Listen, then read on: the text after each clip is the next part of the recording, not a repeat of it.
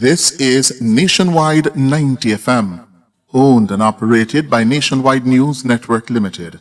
We broadcast from our studios at 14 Ocean Boulevard in the Digicel Center, downtown Kingston, Jamaica, transmitting on the FM 90 band, 90.3 from Peters Rock in St. Andrew and Murphy Hill in St. Anne, serving Kingston and St. Andrew, St. Catherine, St. Anne, parts of Clarendon, St. Mary and St. Thomas.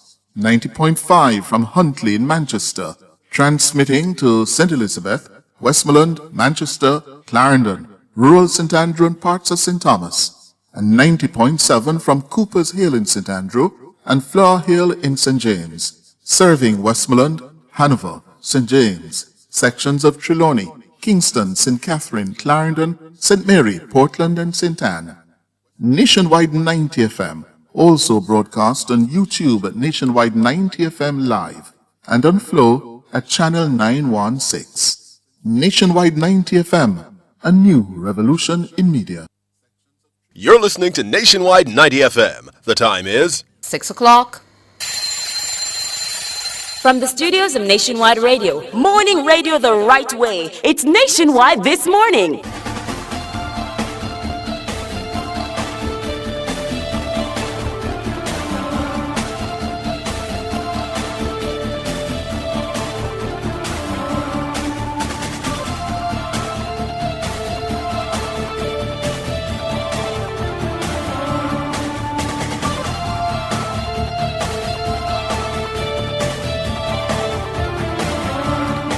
A very good morning to you. I'm Tona Thomas. Coming up in the news at 6 for this morning, Thursday, August 13, 2026. Attorneys call for changes to law governing adverse possession amid Cooper spend demolition. JAPS appeals to government and private sector to help schools invest in water storage facilities. Government senator labels opposition leader's stance on CCJ disingenuous. In international news, Japan says Putin's visit to disputed islands unacceptable. In sports, Jamaica to stage as many as 6 games at the 2031 FIFA Women's World Cup Finals. And in business, U.S. inflation eases as food and fuel costs cool. The details after the break.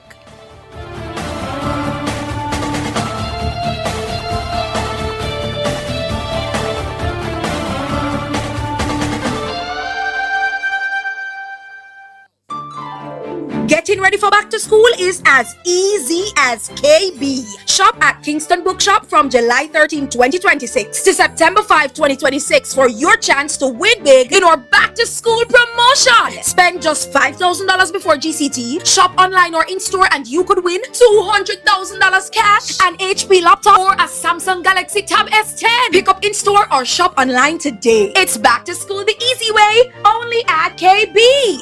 Discover something new. Discover the KB difference. Authorized under Section 58.3 of the Betting, Gaming and Lotteries Act. Catch the first news of the day. A comprehensive package of local, international, sports, and business news. The news at 6 on Nationwide 90 FM.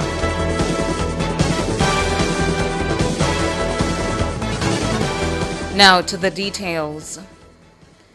At least 2 attorneys at law are calling for changes to Jamaica's law governing adverse possession, commonly referred to as squatters' rights. They argue that the current law makes it too easy for individuals to eventually acquire rights to land they do not legally own. Attorney Bert Samuels says the law encourages what he describes as lazy and mischievous behavior.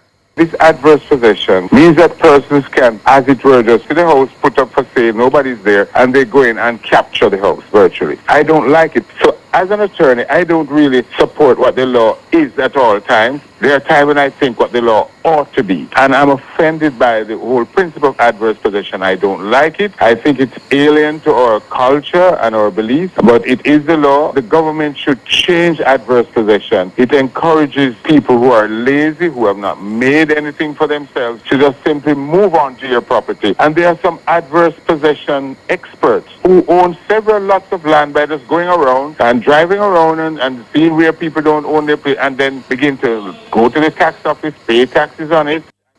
Bert Samuels, attorney at law. His comments follow a demolition in Cooper's Trelawney on Tuesday, which left about 40 families displaced. A video seen by Nationwide News shows a tractor demolishing structures at the site.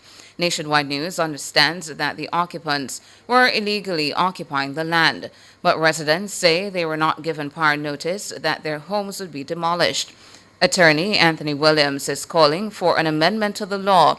He suggests that the current 12-year period required for a claim of adverse possession should be increased to at least 25 years.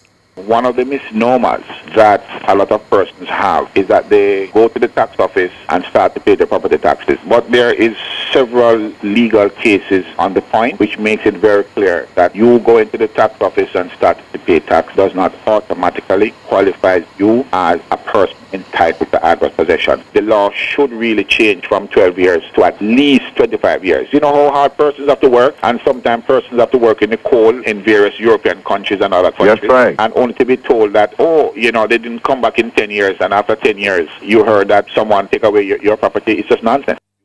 Anthony Williams, attorney at law. Meanwhile, property estate and probate lawyer Sophia Bryan says there are legal processes in place to deal with people who seek to take advantage of the adverse possession law.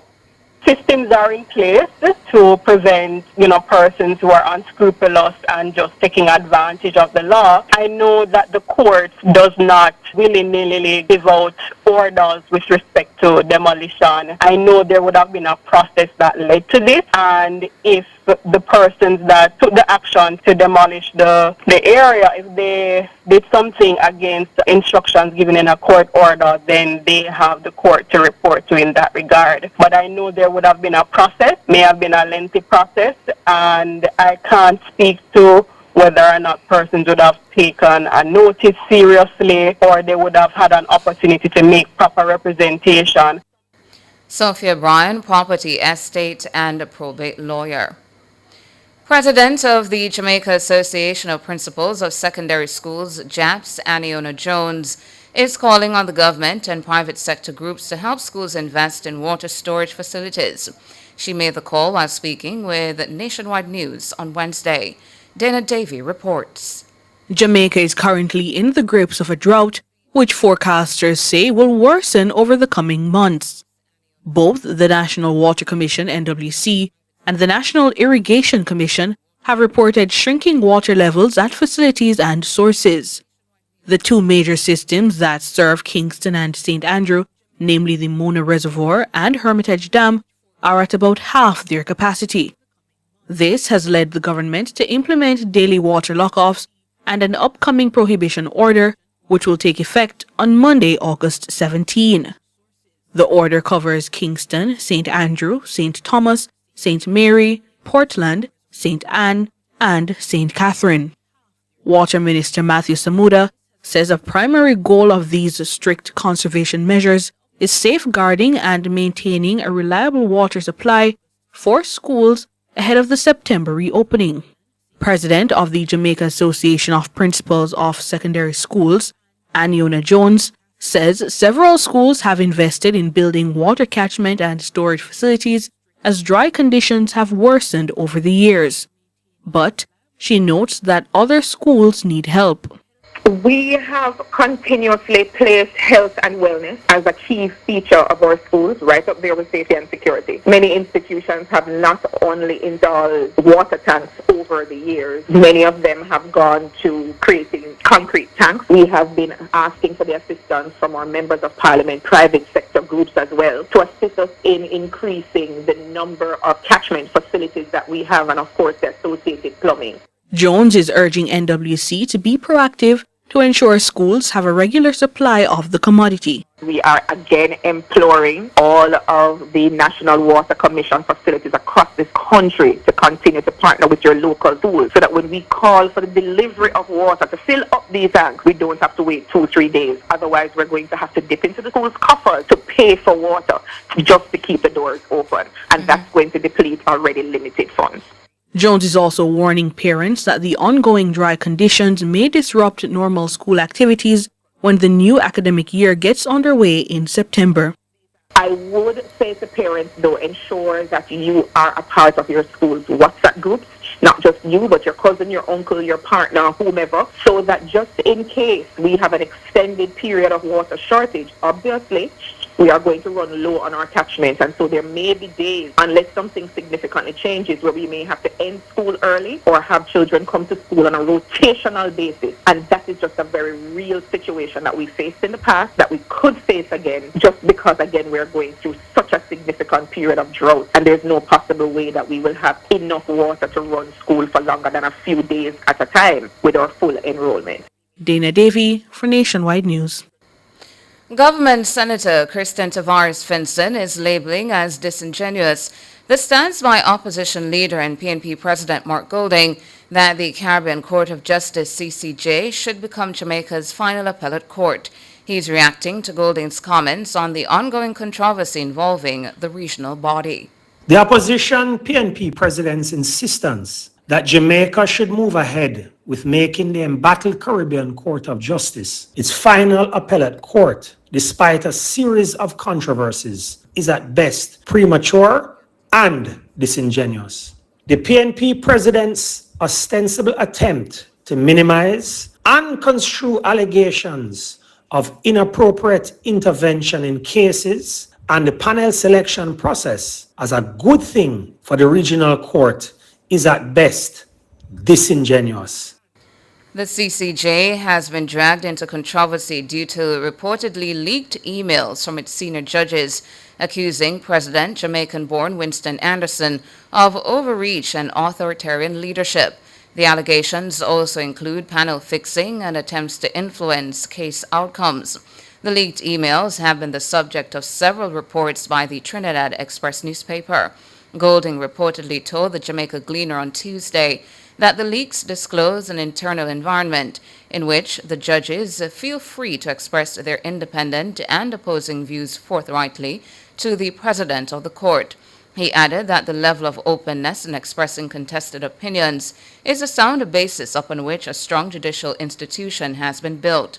But Senator Tavares Finson says Golding's failure to instead call for a public inquiry into the issues highlights his immaturity to discuss the matter.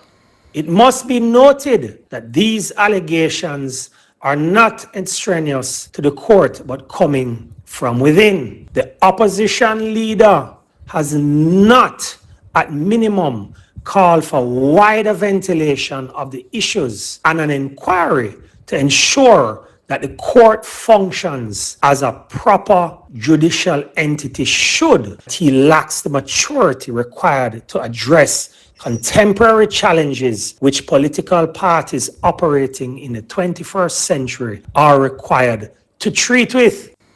Kristen Tavares Finson, government senator. Meanwhile, Tavares Finson also used Golding's comments to urge him to cooperate with the government in its goal of completing the constitutional reform process. What Mark Golding and the PNP should do is abandon the obvious delay tactics and revert to their original position, which Golding himself had stated in the 2021 budget debate. That position being that both the government and the opposition should move forward on issues of constitutional reform where there is consensus and allow Jamaica to become a republic within the Commonwealth. This while allowing for future and further ventilation of issues where there is disagreement. Kristen Tavares Finson, government senator. Transport Minister Darrell Vaz is appealing to Jamaicans to exercise extreme caution as road fatalities continue to climb. The minister's comments follow 4 fatalities from 2 separate motor vehicle crashes in Manchester and St. Anne between Tuesday evening and Wednesday morning. There's no other way to describe the lawlessness that's taking place on our roads other than to describe it as madness. Who would have thought that road fatalities could surpass the murder rate on a daily basis in Jamaica? Well, that's where we are today. 4 deaths, 2 incidents, 4 unfortunate loss of life in one day. Madness. As of Wednesday, August 12, the country has recorded 172 fatal crashes, resulting in the loss of 201 lives. The latest reported fatalities came Wednesday morning in a collision in Manchester that claimed the lives of 2 men on a motorcycle. Their deaths bring the number of road fatalities so far in August to 14. Minister Vaz says incidents of reckless driving underscore the urgent need for the re-implementation of the demerit point system, which is set to take effect on October 1. He believes its implementation will assist in strengthening accountability among motorists who repeatedly disregard the rules of the road. Any well-thinking Jamaican that does not see the need for a proper implementation of the demerit system, then obviously is blind. The tenders are in for the road safety program, public education and public relation program. They're being evaluated, and hopefully we'll be in a position to start implementing that and rolling it out as soon as possible. Something has to give. This cannot continue. Darrell Vaz, Minister of Transport. Meanwhile, Police Commissioner Dr. Kevin Blake says Jamaica's future depends heavily on responsible use of the roads. Let me advise our citizens and all the motorists and everyone that is here today that we need to do all our racing right here, not on the road. We need to save lives. Jamaica cannot be the great nation, cannot realize our greatness if we continue to lose our citizens because of reckless operation on the road, reckless driving, and because of criminality. And so we are best for us to bring the message, but within the community itself. And so we encourage everyone, use the road responsibly, race at the track and not on the road. Dr. Kevin Blake, Commissioner of Police, he was speaking at the Drag Rivals 3 event at Vernon Field in Clarendon on Sunday. And that's it for the local segment of the news. Up next, regional and international.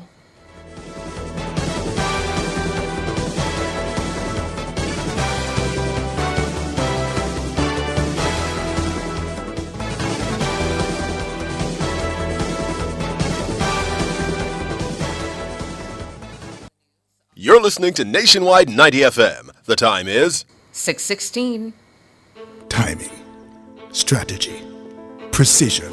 For over a decade, Sagicor Investments has set the standard for performance. We deliver results that speak for themselves. Number 1 in value traded on the Jamaica Stock Exchange, Jamaica's largest unit trust fund manager with diversified investments and unmatched capital markets expertise. Take the first step towards a portfolio built on consistent performance. Call 888 Sagicor to speak with a wealth advisor. Fresh box shoes bring back the days of full-time fun at Sun and Blazer. Take a long sip, bust a big smile. Play with your friends, chill for a while. The simple thing that make life nice. Fresh box juice when it cool like ice. Enjoy the things you love the best. Treasure the memories, keep them fresh box juice. Yeah. Fresh box juice. Keep your memories fresh, yeah.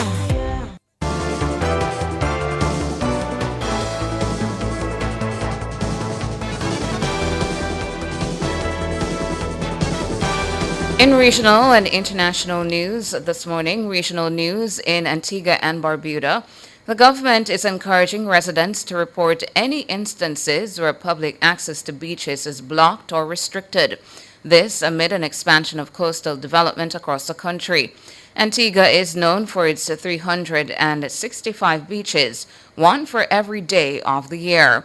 Under the slogan, "Public Beach Access is Your Right," the Ministry of Social and Urban Transformation, through the Development Control Authority, has mounted a public education campaign reminding the public that beaches are public resources and that lawful access should be protected.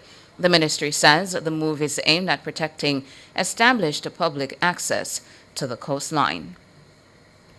International, Japan's Prime Minister Sani Takaichi has criticized Vladimir Putin's first ever visit to the disputed Kuril Islands on Thursday as absolutely unacceptable.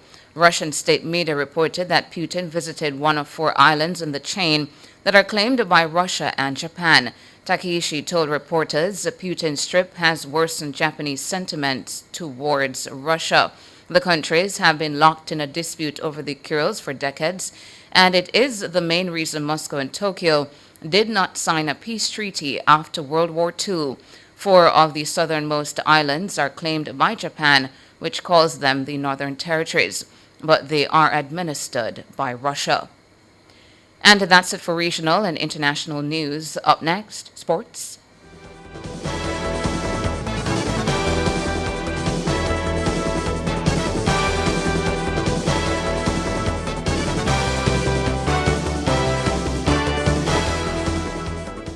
Hey, turn up to 25. Turn up to 25. Could I drive out fresh in a MG ride with a staycation all inclusive flex? Yeah. I touch a million cash. Yes. Smart TV, PS5, and home upgrade. Turn up your winnings this summer with Digicel. Sign up or switch to postpaid or Digicel Plus. Buy a SIM. Top up with 5 bills or more. Buy a 7-day plan or higher. A smartphone deal or just pay your bill. Authorized under Section 58.3 of the Betting, Gaming and Lotteries Act. Promotion period June 24 to September 5, 2026. Visit DigicelJamaica.com for terms and conditions.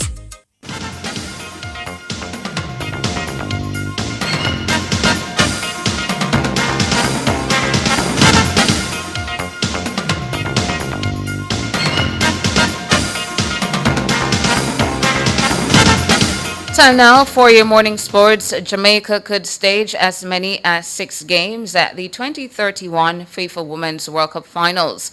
Jamaica is co-hosting the tournament with the United States, Mexico, and Costa Rica, and is in line to host between 3 and 5 group games along with a round of 32 fixture. Plans for Jamaica's leg of the tournament gathered steam on Wednesday when the Minister of Sport and the Jamaica Football Federation, JFF, signed guarantee agreements for the tournament.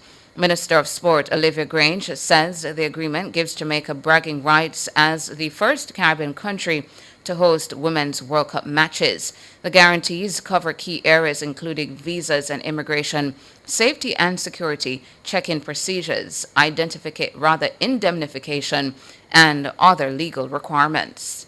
These include the establishment of the necessary mechanisms to facilitate guarantees, bonds, declarations, and the requisite legal framework to ensure compliance with the hosting agreement.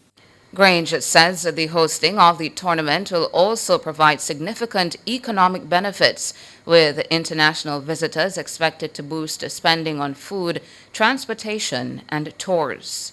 The indirect economic impact means visitors from all over the world, local spending that even the peanut man will earn something, media and TV exposure that we can't pay for, job creation because there will be opportunities for employment, and of course, an estimated economic injection of amounts that I will not mention at this time.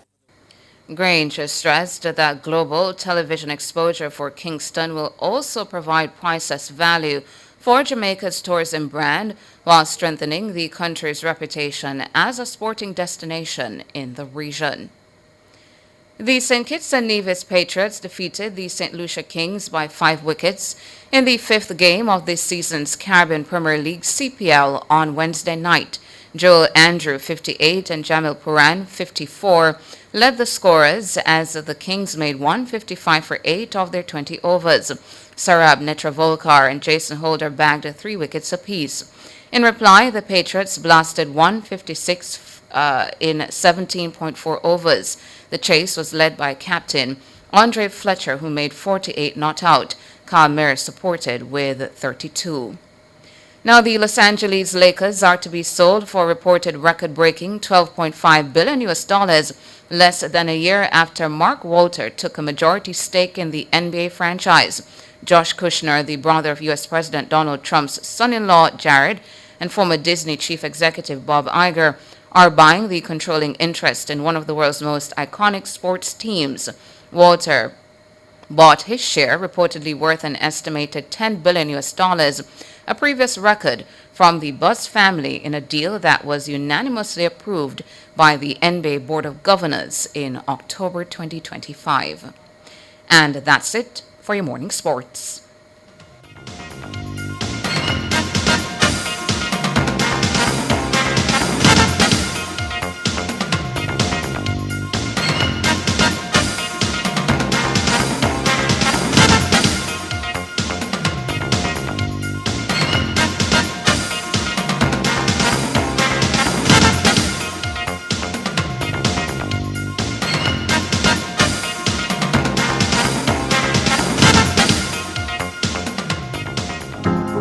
Urban Development Corporation invites you to enjoy your Jamaica at the first staging of Bonfire Saturdays this Saturday, August 15. It's Island Vibes at Otrius Bay Beach from 7 p.m. to 1 a.m. Musical juggling by DJ Lollipop alongside DJ Speckle. Admission $1,000 pre-sold, $1,200 at the gate. Get your tickets today at UDC's head office downtown Kingston, Otrius Bay Beach in St. Anne, or on Instagram at UDC Jamaica. Must be 18 years or older to drink. ID required. Drink responsibly. It's Bonfire Saturdays, August 15, Otrius Bay Beach. Be there.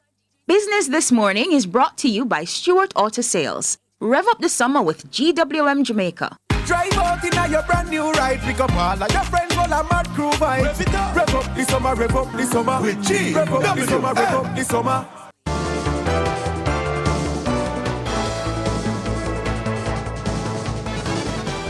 In business this morning, U.S. prices rose 3.4% in the year to July, slightly lower than the 3.5% in the year to June. That's according to new figures. The energy remained volatile as the Middle East conflict has continued, while gasoline prices were down 2.9% in July compared to June. They were up 24.6% over the year. Month-to-month, inflation rose 0.1%, mainly due to an increase in housing costs. The Bureau of Labor Statistics has said even small moves in rent can lift the overall headline figures, as it makes up a large share of household spending. Food prices rose only slightly in July and at a slower rate than in June, while energy prices fell, offering some relief for consumers. While inflation was slightly lower in July compared to June, those figures show prices are rising more slowly rather than falling. Prices, excluding food and energy, rose 0.2% after staying flat in June, with medical care and airline tickets edging higher and car insurance continuing to fall. The new Federal Reserve Chair, Kevin Warsh, has said the central bank's priority is to keep inflation moving down while avoiding unnecessary shocks to the economy. Also in business this morning, South Korea's Incheon has become the world's busiest airport by international passenger traffic for the first time. Incheon International Airport, the main gateway to South Korea, served 38.4 million international passengers for the first 6 months of this year. That's according to preliminary data from the Airports Council International. London Heathrow Airport ranked second with 37.79 million passengers, followed by Singapore's Changi Airport with 34.53 million. Incheon's airport attributed its rise partly to the diversion of passengers from aviation hubs in the Middle East because of the conflict between the U.S. and Iran. Dubai International Airport, which ranked second both in 2024 and 2025 based on full-year statistics, is expected to fall outside the top 5 this time. London's Heathrow Airport ranked 5th in 2024 and 7th in 2025. For those years, Incheon ranked 12th and 13th. In foreign exchange trading now, the Jamaican dollar will open against the benchmark US dollar, selling for an average $158.87. Against the Canadian, the Jamaican will open selling for an average $114.35. And finally, the Jamaican dollar will begin trading for an average $217.31 against the British pound. That's it for business this morning.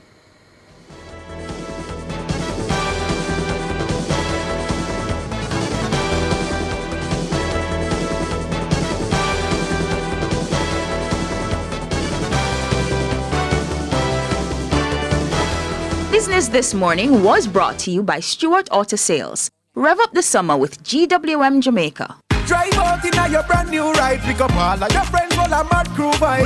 Rev up the summer, rev up the summer. With G. Rev up the summer, rev up the summer. You're listening to Nationwide 90 FM. The time is 6:28. Enough power tool, big to small. Chakama figure dig the wall. Our total tools. Weed whacker figure trim the lawn. We have everything a job demand. Total tools. We rent them, sell them and fix them. Also give Total Tools a call. When I say home improvement, landscape construction, a Total Tools are your option. Home improvement, landscape construction, Total Tools are your option. Total Tools, located at 102 Main Street, Ocho Rios, 34 Slive Road, Kingston. And lot C6 Jacksaw, Sentence Bay. Call us today. The Urban Development Corporation invites you to enjoy your Jamaica at the first staging of Bonfire Saturdays. This Saturday, August 15. It's Island Vibes at Otrius Bay Beach from 7 p.m. to 1 a.m. Musical juggling by DJ Lollipop alongside DJ Speckle. Admission $1,000 pre-sold, $1,200 at the gate. Get your tickets today at UDC's head office downtown Kingston, Otrius Bay Beach in St. Anne, or on Instagram at UDC Jamaica. Must be 18 years or older to drink. ID required. Drink responsibly. It's Bonfire Saturdays, August 15, Otrius Bay Beach. Be there.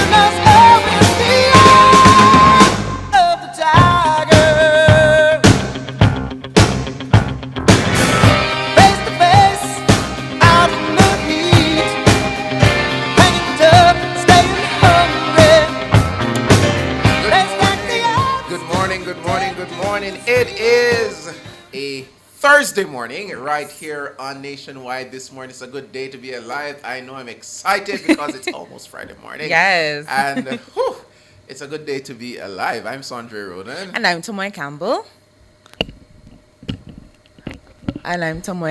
Sandra, I hope you seem like you're in a very good mood. I think I am. Oh, there we go. You know, I don't know if you are hearing, but I'm excited. Good morning. Good morning to you. Good morning to our listeners. Good morning to those over there on YouTube. Of course, I'm seeing Paul Peart, Albert Morgan, Verdi Green. I'm seeing a number of you guys. Otis Bennett, Grace Price. Can't get all the names, but good morning to you. Good morning to those who are driving to work. Maybe to summer school, maybe to whatever form of school or whatever activity you have to do today. But if you're on the 90 FM dial, a special good morning to you right here on Nationwide this morning. All right, Sandra. So it's my favorite time of the morning. It's what's on my mind, and many things are on my mind. And I think earlier I had listened into the show earlier in the week, and a lot of the conversations I particularly found yours interesting. Things that had to do with the economy, with skills, if I'm not mistaken. And so I decided to take a lot of inspiration and continue on the same bandwidth. And yesterday being International Youth Day, I thought perhaps this might be a very fitting topic. Sandra, for many years, a lot of young people are often told, well, if you need something to do in terms of a job, go and work in the BPO sector. I think it has been lauded and dangled in a lot of young people's faces as a possible opportunity. And there's a good reason for that. The BPO has become one of Jamaica's biggest sources of employment for young people. In March this year, a Gleaner report indicated that more than 50,000 Jamaicans were employed to the sector, and thus making it one of the country's largest providers of youth employment. And the BPO sector accounts very heavily for a lot of our foreign exchange. So it's very much important for the economy. But then I saw an article this week from Nationwide where it says that the same sector is losing its competitive edge. And this was reported from Yoni Epstein, the president of the Global Services Association of Jamaica, saying that, our Jamaican BPO sector is no longer as competitive as it needs to be. And here are some of the stats that we got. So 62,000 persons were employed to the sector 2 years ago. And as of March 2026, 50,000 persons are employed. Then local spending by the same sector fell by approximately $220,000 million US. And some of the reasons for those declines, he would have indicated things like Hurricane Melissa. But one of the things he mentioned was the high attrition rate. And I don't know if you are aware, Sandra, but this is perhaps an industry where it's almost like a revolving door. People come in very often, and then oftentimes people leave. And I think that is what really kind of sparked my attention, why perhaps young people leaving. And I thought there aren't any really unique factors. Just like any other sector, there are reasons why people leave. And so I thought perhaps we needed to move the conversation away from, very often people like to say young people don't like to work, and don't have ambition, and don't want it easy. There are a crop full of people who we can think that mindset might be attributed to, but I don't think that is broad brush the mindset of many young people as to why they leave, and that's a very easy explanation to say.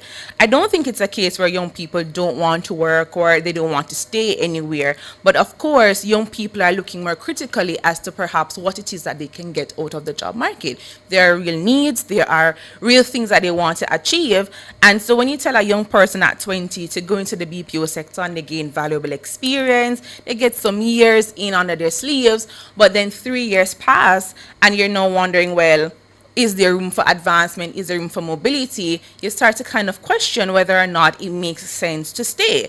And I can imagine you, Sandra, that's something that you think about in your own job space, even if it's not perhaps your present job, but you think about, if I come in here now, what are the things that I can achieve? What is the pay like? What are the benefits that can be attained? And I think those are some of the considerations that young people are thinking about. Can they realistically build their career? And I'm not saying that the BPO industry is a bad industry. Honestly, it has created quite a bit of opportunity for young people. It's just a matter of how do you get them to stay? How do you give them that competitive advantage? And a lot of it, I think, is going to boil down, yes, to the person's own intrinsic motivation, but does the environment make it one where they want to stay? Is it a positive environment? Is there room for them to climb up the ladder? If they come in as an agent, can they move into a supervisory position within a particular period of time? And I know perhaps I'm not the most qualified to speak on this because I did law. My trajectory is rather easy, and persons might think there is a place of privilege with which I am speaking. But if you're telling a lot of young people to go into this sector, stay there, build the economy, we understand the benefits, I think we have to think critically as to how we keep them, how it is that they are staying in the same space, and what is it that the BPO sector has to offer so that the same competitive edge is not lost. So a lot of things are really on my mind. I think I just want us to understand that young people want career opportunities, they want to grow, they want to achieve certain things, and if a particular sector isn't serving that need, then they're more than likely going to leave. And so it now becomes a conversation as to how is it that you make it attractive to stay, and once they've gone into the sector, how is it that you ensure that they don't feel compelled to leave because of other factors. And again, I don't think I'm saying anything novel here. You yourselves in your own jobs would have to critique, is this worth staying? Is there room for mobility? Is the payment or the salary attractive? Is the environment one conducive for you to stay there 5, 6, 7 years? And so those are some of the things that are just kind of mulling on my mind. And as we push young people to seek employment and seek employment in this space, let us think critically as to how it is that we can keep them and retain the talent, and so that we don't also regurgitate this narrative that they don't want to work, they just want easy money, they just want to come and go, and that's about it. So yeah, that's really what's on my mind this morning, Sandra. Yeah, I do think they want easy money though. Somewhere. I think if all of us could get easy money, yeah, we'd get easy money. We have to be frank there. Of course, you want to go into a space and get your money and, go about your business. Yeah. But of course, I do think there are still a bit of young people who want to go into the space, want to make an impact. Yes, you want your money, and you want to perhaps move up the ladder if that is perhaps something that you're interested in. I think my overall thing is that this is a sector that has been often maligned by very negative comments. It has a reputation of being perhaps exploitative. I don't speak from personal experience, but just from conversations with others.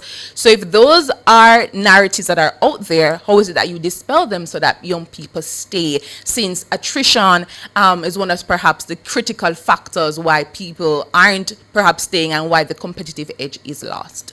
Well, Cheryl Griffiths says a lot of you who are looking at the BPO are university graduates who claim they can't find jobs. Yes. Okay, so a lot of people are working at the BPO, are university graduates who can't find jobs. Meanwhile, the government is saying they can't find skilled workers. And that's a very good point of view. That's a great point of view, actually, because last week I was having that conversation with Tana about the realities of where our country is and what we need to do. I actually said there's a skill or two that I'm looking at heart that I would want to pursue, and here's why. I signed up for to do a skill at heart, hair and nails and stuff. Because those persons, they're really making it. Yes, somewhere there is a market. I've known people who have gone with their university degrees, gotten their professional edge, gone in those professional jobs, and I know one young lady for sure. She started doing lashes on the weekends, and then eventually she quit her job and she's doing lashes full time. So, and she's making more money than she was making at her job. And that's saying that there is that skills gap. Now it's hard to find a plumber, it's hard to find a good plumber, it's hard to find a good carpenter, it's hard to find people. If you work in construction, or if you have anything to do with construction, if you want any renovation done at your home, there's a challenge. But the problem is, and I put this problem on policymakers, Tamoy. Yes. We have always created this air around skills. We have. That seem negative.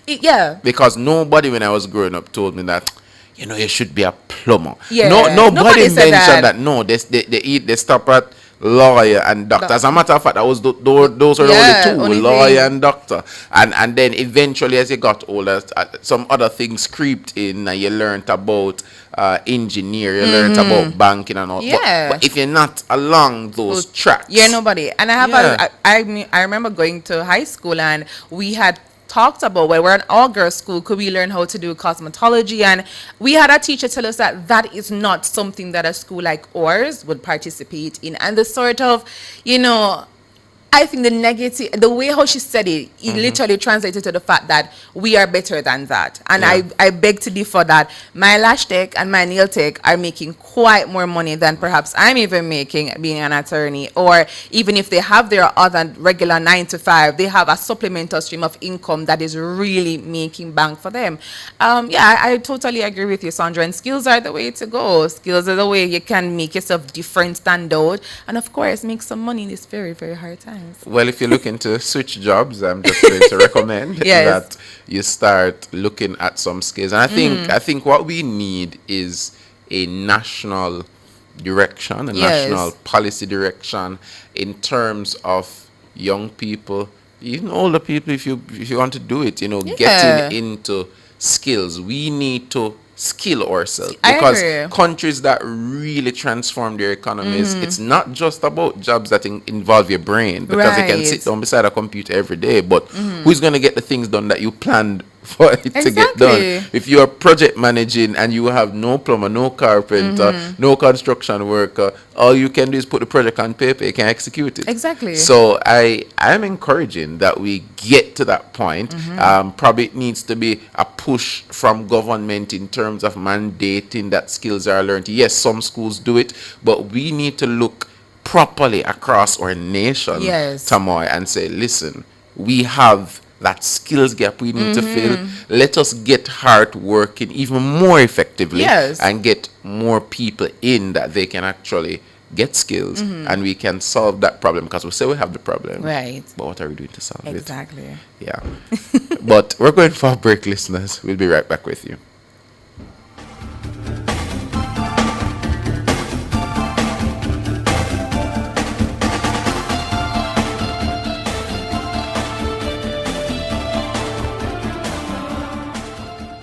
The Ministry of Health and Wellness works to ensure the provision of quality health services and promotes healthy lifestyles and environmental practices for all Jamaicans. The time by the Ministry of Health and Wellness is 6:47. JPS and Partners Cooperative Credit Union offers financial solutions for every stage in your life: savings, auto loans, mortgages, and more. The temperature by JPS and Partners Cooperative Credit Union, your financial partner for life, is 27 degrees Celsius in Kingston, 28 degrees Celsius in Montego Bay, and 23 degrees Celsius in Mandeville. The Urban Development Corporation invites you to enjoy your Jamaica at the first staging of Bonfire Saturdays this Saturday, August 15. It's Island Vibes at Otrius Bay Beach from 7 p.m. to 1 a.m. Musical juggling by DJ Lollipop alongside DJ Speckle. Admission $1,000 pre-sold, $1,200 at the gate. Get your tickets today at UDC's head office downtown Kingston, Otrius Bay Beach in St. Anne, or on Instagram at UDC Jamaica. Must be 18 years or older to drink. ID required. Drink responsibly. It's Bonfire Saturdays, August 15. Otrius Bay Beach. Be there. From the farmers in the fields, to the bakers who prepare it, to the teams that deliver every day, Juicy is built by Jamaicans. To our partners, thank you for standing with us. Juicy Patties, serious Jamaican food.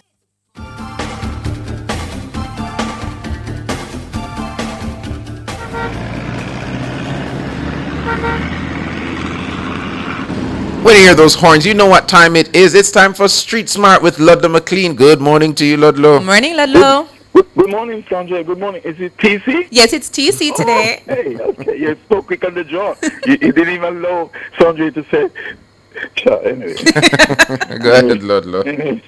Anyway, this time of the morning, well, we had some rain yesterday evening. Yes. I don't know. Did it make the place cooler? Not so sure. Yes, I think it did. Some people, I think so, slightly. Some people say it was still warm. Anyway, the situation though, it's bright, but not really. It's sunny, but not. You're not getting that usual bright and sunny morning. But as a result, I can say for the time being, those of you who are on the road, depending on where you are, I'm talking about like Kingston 8, Manor Park, Constant Spring Road, Olivia Road, Shortwood Road, going across Olivia Road to Barbican Road from Roseberry Drive, and then from Arcadia Drive onto Barbican Road. The movement is good at this particular point in time. Now, if you're heading to Barbican Square, you're also coming off Ross Lights to Barbican Square. You're also having good vehicular movement there along in through Barbican Square, and this is by way of East Kings House Road, and that takes you across to Lady Musgrave Road. When you look at Hope Road in both directions, the movement is pretty good right now. So if you're passing Lady Musgrave Road and East Kings House Road coming from the Ligonier area, going past Arden Road into Half a Tree, Trafalgar, you see some traffic there, but it's not anything to be alarmed about, and it takes you all the way into Half a Tree. So it's our first report for the morning. It's back to you in the studios. Sandre. Thank you, Ludlow, for that report. So, it seems to be moving at this time. People are on their way about their business. It's now time for a word of the day.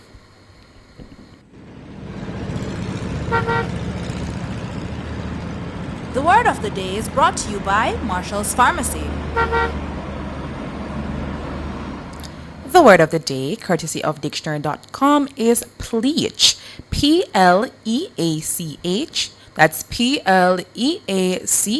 It is a verb, and it means to interlace or interweave, especially branches or vines of trees or hedges. And to use it in a sentence, the gardener spent the afternoon learning how to pleach flexible willow branches into a living fence. That's your word of the day, pleach. All right, it's P-L-E-A-C-H. So something to add to your vocabulary bank, and you can use it, Sandre. I hope you can add this to your vocabulary bank. I doubt it. I mean, you doubt this, expanding your knowledge every single day. I doubt it. Yeah. It's an interesting word. Its origins is in the 1350 to 1400s, Mid-English. It's a variant of the word plashen. Ooh. Yeah, and the plash is a gentle splash. But this is quite an old word, I'd say. But why would I use this word? I don't know, Sandra. I mean, it says gardeners have practiced pleaching for centuries to shape hedges and walkways. A row of pleached trees brings both order and beauty to a landscape. So, Sandra, you're not gardening in the morning? No, on Saturday? No. I rake up the yard. I wouldn't do any gardening. You wouldn't do any gardening. I would do farming. Well, I will do farming, but I don't know about the gardening part. Yeah, but perhaps something you should get into and pleach your orchids and pleach the trees. Perhaps, Sandra. But on the point of farming, Sandra, I'm very intrigued by that. What got you into the farming bug? There are two areas that I think we should look at as younger people. Yes. Younger professional people, as it were. I think farming is one of them. Yes. As well as we were talking earlier about skills. I think there's a intersectionality between farming and skills and how those work. What we have is two major gaps in our country now. One is that skills gap, and yes, people say it all the time, but you never really understand until you've had to do something that requires skills. I've had to do something that required skills. I had to have a project, business-wise, had a project, and we needed somebody to fill in. And the person that I ended up getting to fill in, he did not do the job to the standard that we wanted it. I see. And that in and of itself says, hey, there are gaps, because it was hard to find even other people. So when you look at the landscape, you're like, what do I do now? Yeah. Where do I go from here? How do I find people that can do it? I always mention my AC technician. He's a professional. He's young. Yes. He's a professional, and he works with one of those big brands in Jamaica. I'm not going to call the name on air, but he works with one of them as a, they just call him, he gets the job, he gets paid, but he's booked out. We had to schedule around his time for him to install the AC. Man is booked and busy. Booked out. And when he came, he said, I'm saying, well, if you have jobs, you can recommend me, but I have to, have to know 2 weeks before, because this is how my schedule works. Very professional, explained everything to me. I watched him work through the process, and he was really good. And I said that to say, when you look across the landscape, there are these 1 and 2 professionals. If you get them good, you get them early, you can just say, yes, I found a good one.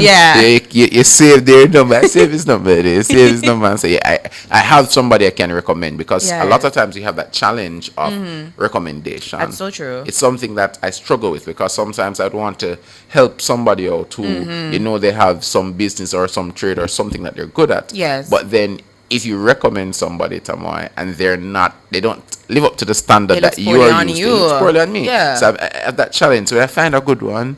Yeah. And so it leads into that other challenge, Tamoy, of farming and food security. Yes. We don't have as much young farmers as we need to, because we really need to get to that point where we are food secure in Jamaica. But we're going to our features, and at the top of the hour, we'll have the news.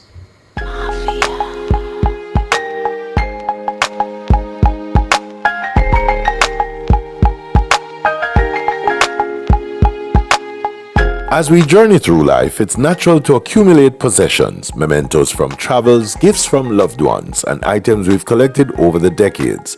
However, holding on to too many things can lead to physical clutter and mental unrest. Studies have shown that decluttering can reduce stress and anxiety, creating a more serene living environment. Minimalism isn't about living with nothing. It's about living with what truly adds value to your life. By focusing on essential and cherished items, you can create a space that reflects your current needs and desires. This shift can help in improving your mental clarity and a greater sense of control over your environment. Start small. Begin with a single drawer or closet. Tackling small areas can provide a sense of accomplishment and motivate you to continue. The 4-box method. Label 4 boxes as keep, donate, sell, and discard. As you sort through items, place each into the appropriate box. This method helps in making clear decisions about what stays and what goes. Cherish memories digitally. For sentimental items that occupy space, consider taking photographs and storing them digitally. This way you preserve the memory without the physical clutter. Set realistic goals. Allocate specific times for decluttering sessions and don't rush the process. Remember, it's about progress, not perfection. A concept gaining popularity is the Swedish practice of döstädning, or death cleaning. It's a process of decluttering with the intent of easing the burden on loved ones in the future. While the term might sound morbid, it's truly about reflecting on what items are meaningful and ensuring your possessions don't become a hassle for family members later on. Embracing minimalism can lead to financial benefits too. Selling unneeded items can provide extra income, and reducing unnecessary purchases saves money. Moreover, a clutter-free environment can decrease the risk of accidents, contributing to better physical health. Decluttering isn't just about tidying up. It's a transformative journey that allows you to focus on what truly matters. By letting go of the excess, you make room for experiences, relationships, and joys that enrich your life.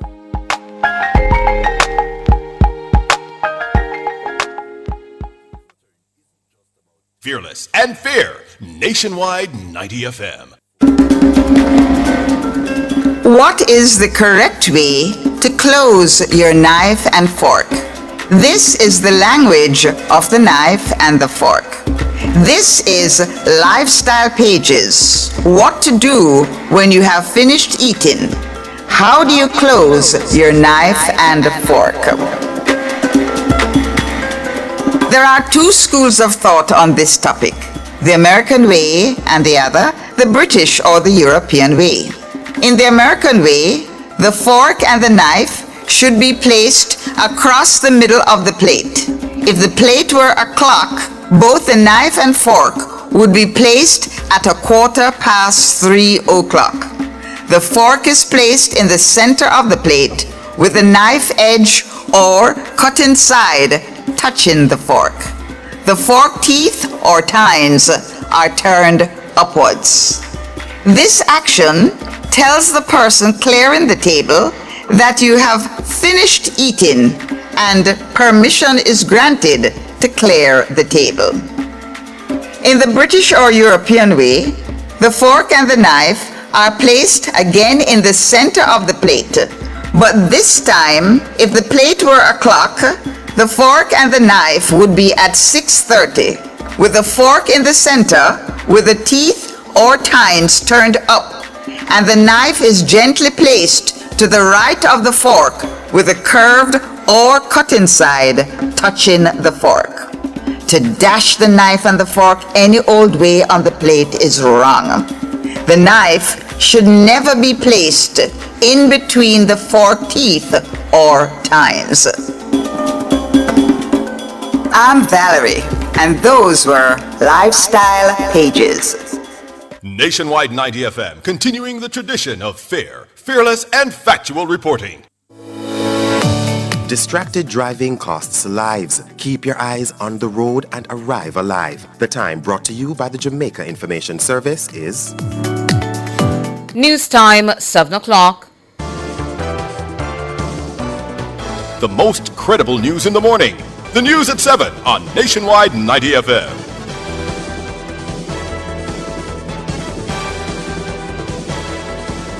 Coming up in the news at 7 for this morning, Thursday, August 13, 2026. Attorneys call for changes to law governing adverse possession amid Cooper Spend demolition. JAPS appeals to government and private sector to help schools invest in water storage facilities. Government senator labels opposition leader's stance on CCJ disingenuous. And in international news, Japan says Putin's visit to disputed islands unacceptable. The details after the break. If it's news, it's got to be Nationwide 90 FM.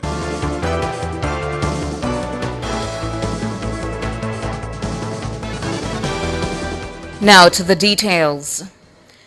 At least 2 lawyers are calling for changes to legislation governing adverse possession, commonly referred to as squatters' rights. They argue that the current law makes it too easy for individuals to eventually acquire rights to land they do not legally own. One of them is veteran attorney Bert Samuels, who believes the law encourages what he describes as lazy and mischievous behavior.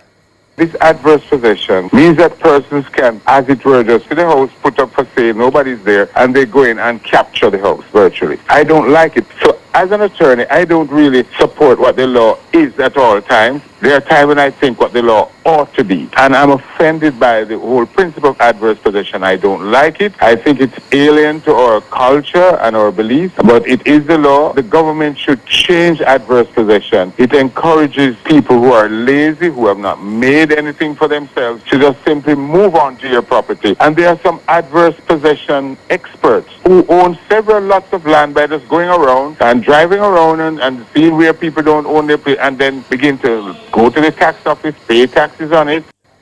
Bert Samuels, a veteran attorney at law. His comments follow the demolition of several structures in Cooper Spend Trelawney on Tuesday, which left about 40 families displaced. A video seen by Nationwide News shows a tractor bulldozing buildings at the site. Nationwide News understands that the occupants were illegally occupying the land, but residents say they were not given prior notice of the demolition. Attorney Anthony Williams is also calling for an amendment to the law. He suggests that the current 12-year period required for a claim of adverse possession should be increased to at least 25 years. One of the misnomers that a lot of persons have is that they go to the tax office and start to pay their property taxes. But there is several legal cases on the point which makes it very clear that you go into the tax office and start to pay tax does not automatically qualify you as a person entitled to adverse possession. The law should really change from 12 years to at least 25 years. You know how hard persons have to work, and sometimes persons have to work in the coal in various European countries and other countries. That's right. And only to be told that, oh, you know, they didn't come back in 10 years, and after 10 years you heard that someone take away your property. It's just nonsense.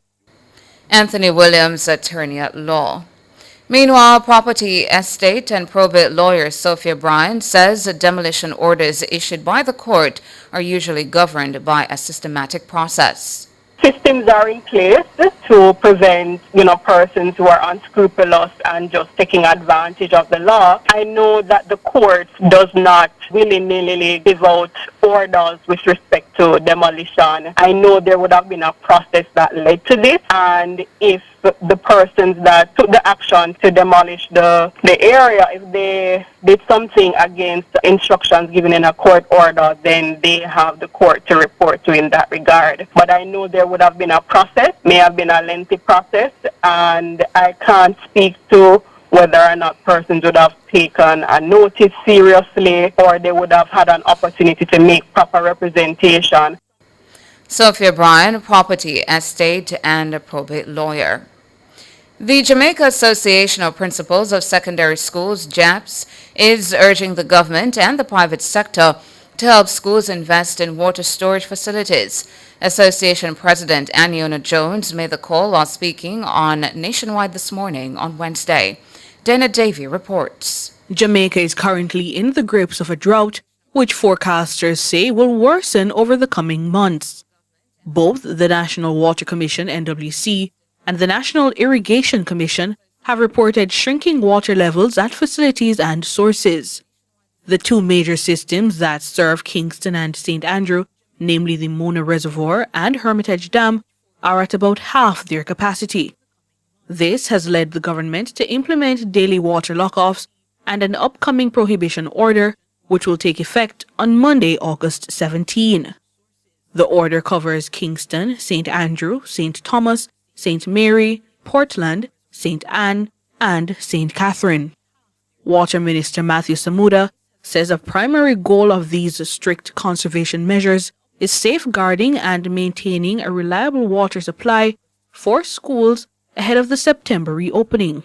President of the Jamaica Association of Principals of Secondary Schools, Aniona Jones, says several schools have invested in building water catchment and storage facilities as dry conditions have worsened over the years. But she notes that other schools need help. We have continuously placed health and wellness as a key feature of our schools, right up there with safety and security. Many institutions have not only installed water tanks over the years, many of them have gone to creating concrete tanks. We have been asking for the assistance from our members of parliament, private sector groups as well, to assist us in increasing the number of catchment facilities that we have and, of course, the associated plumbing. Jones is urging NWC to be proactive to ensure schools have a regular supply of the commodity. We are again imploring all of the National Water Commission facilities across this country to continue to partner with your local schools so that when we call for the delivery of water to fill up these tanks, we don't have to wait 2-3 days. Otherwise, we're going to have to dip into the school's coffers to pay for water just to keep the doors open. And that's going to deplete already limited funds. Jones is also warning parents that the ongoing dry conditions may disrupt normal school activities when the new academic year gets underway in September. I would say to parents, though, ensure that you are a part of your school's WhatsApp groups, not just you, but your cousin, your uncle, your partner, whomever, so that just in case we have an extended period of water shortage, obviously, we are going to run low on our catchment, and so there may be days, unless something significantly changes, where we may have to end school early or have children come to school on a rotational basis. And that is just a very real situation that we faced in the past, that we could face again, just because, again, we're going through such a significant period of drought, and there's no possible way that we will have enough water to run school for longer than a few days at a time with our full enrollment. Dana Davy for Nationwide News. Government Senator Kristen Tavares Finson is labeling as disingenuous the stance by opposition leader and PNP President Mark Golding that the Caribbean Court of Justice CCJ should become Jamaica's final appellate court. He's reacting to Golding's comments on the ongoing controversy involving the regional body. The opposition PNP president's insistence that Jamaica should move ahead with making the embattled Caribbean Court of Justice its final appellate court, despite a series of controversies, is at best premature and disingenuous. The PNP president's ostensible attempt to minimize and construe allegations of inappropriate intervention in cases and the panel selection process as a good thing for the regional court is at best disingenuous.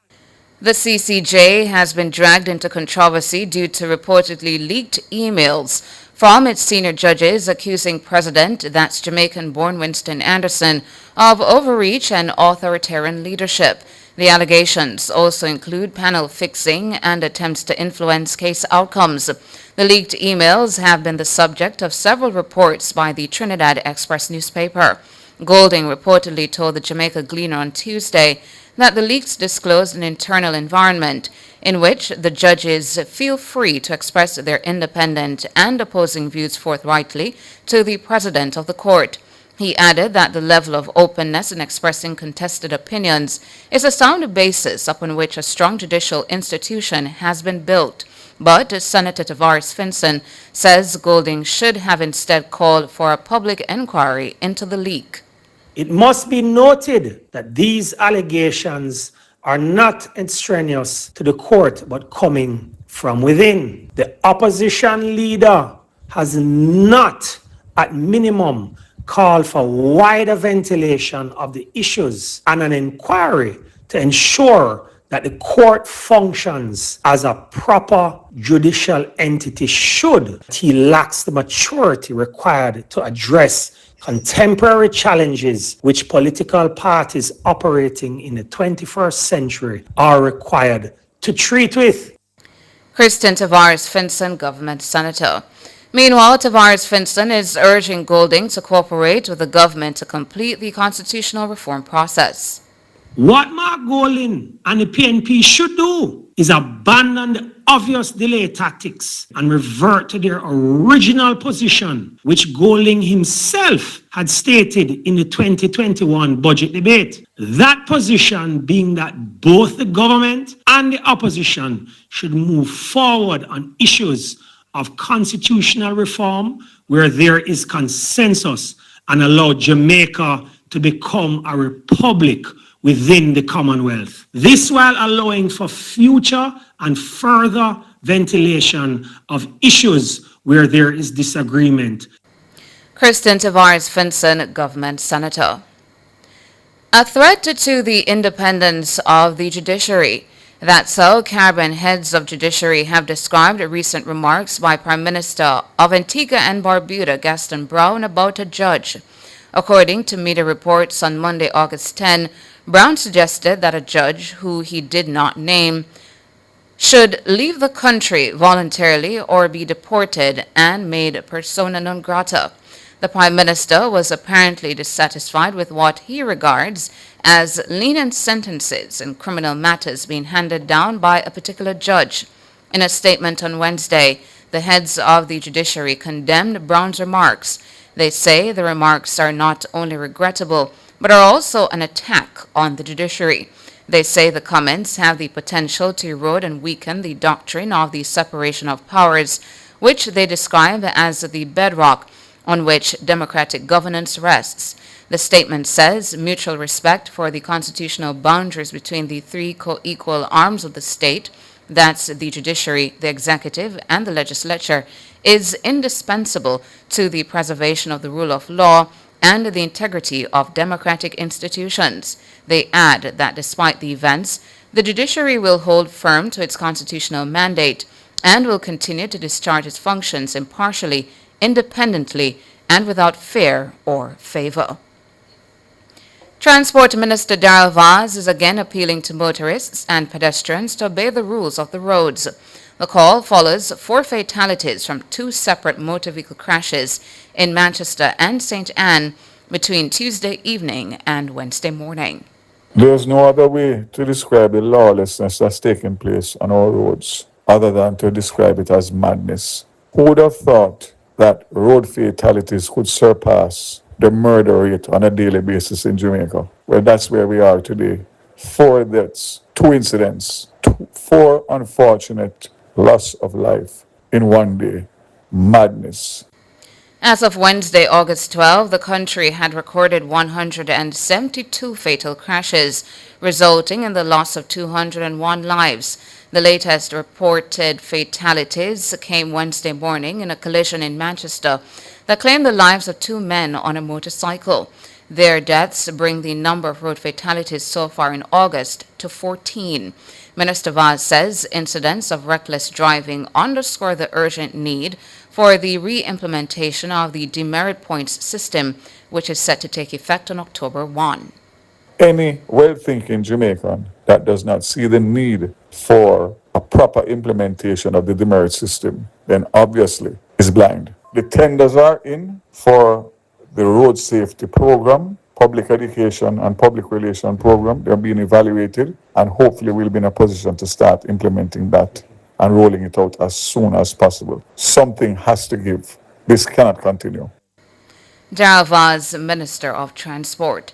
Meanwhile, Police Commissioner Dr. Kevin Blake says Jamaica's future depends heavily on responsible use of the roads. Let me advise our citizens and all the motorists and everyone that is here today that we need to do all our racing right here, not on the road. We need to save lives. Jamaica cannot be the great nation, cannot realize our greatness if we continue to lose our citizens because of reckless operation on the road, reckless driving, and because of criminality. And so we are best for us to bring the message, but within the community itself. And so we encourage everyone, use the road responsibly, race at the track and not on the road. Dr. Kevin Blake, Commissioner of Police. He was speaking at the Drag Rivals 3 event at Vernon Field in Clarendon on Sunday. In an item of regional news now, in Antigua and Barbuda, the government is encouraging residents to report any instances where public access to beaches is blocked or restricted. This amid an expansion of coastal development across the country. Antigua is known for its 365 beaches, one for every day of the year. Under the slogan, "Public Beach Access is Your Right," the Minister of Social and Urban Transformation, through the Development Control Authority, has mounted a public education campaign reminding the public that beaches are public resources and that lawful access should be protected. The ministry says the move is aimed at protecting established public access to the coastline. International, Japan's Prime Minister Sani Takaichi has criticized Vladimir Putin's first ever visit to the disputed Kuril Islands on Thursday as absolutely unacceptable. Russian state media reported that Putin visited one of 4 islands in the chain that are claimed by Russia and Japan. Takaichi told reporters Putin's trip has worsened Japanese sentiment towards Russia. The countries have been locked in a dispute over the Kurils for decades, and it is the main reason Moscow and Tokyo did not sign a peace treaty after World War II. 4 of the southernmost islands are claimed by Japan, which calls them the Northern Territories, but they are administered by Russia. Also in international news at this hour, White House Press Secretary Caroline Leavitt will step down from her position at the end of the month. President Donald Trump made the announcement on Wednesday. Writing on social media, Trump said Leavitt was one of his most trusted aides. He says she will now serve as an outside advisor and an influential voice within the Republican Party. In a social media post, the 28-year-old Leavitt says she intends to spend more time with her young children. She joined Trump's 2024 campaign and served as transition spokeswoman before elevated to press secretary. She was the youngest person to be appointed to the role. And that's it for the news at 7.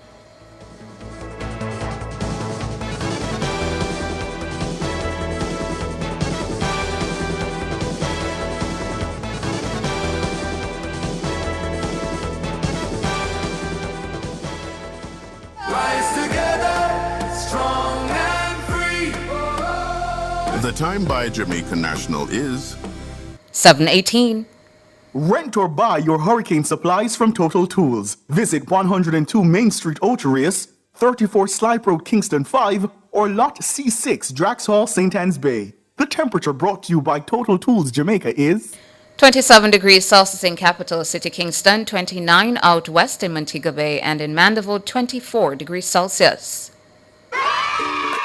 Get ready for the Kingston Bookshop Grand Back to School Fair. Air, powered by Nationwide 90 FM. Join us Saturday, August 15 from 10 a.m. to 6 p.m. at 31 East Tradeway, Portmore. Enjoy free admission, free back-to-school medicals for students, exciting special discounts, free rides, vendor booths, special performances, and the chance to win in-store prizes and surprises. Don't miss this fun-filled day for the entire family. Prepare for the new school year with Kingston Bookshop.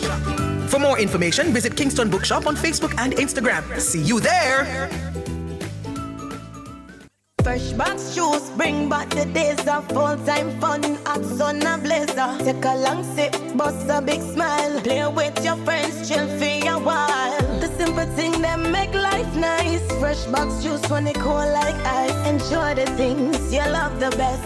Treasure the memories, keep them fresh box juice.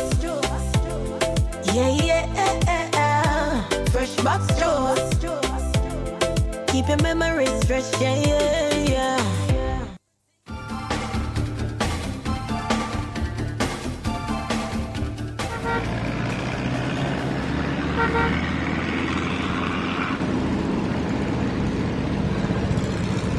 That time of the morning when we get our second report of Street Smart with Ludlow McLean. Good morning to you, Ludlow. Oh, Tona, morning time. Morning time to you.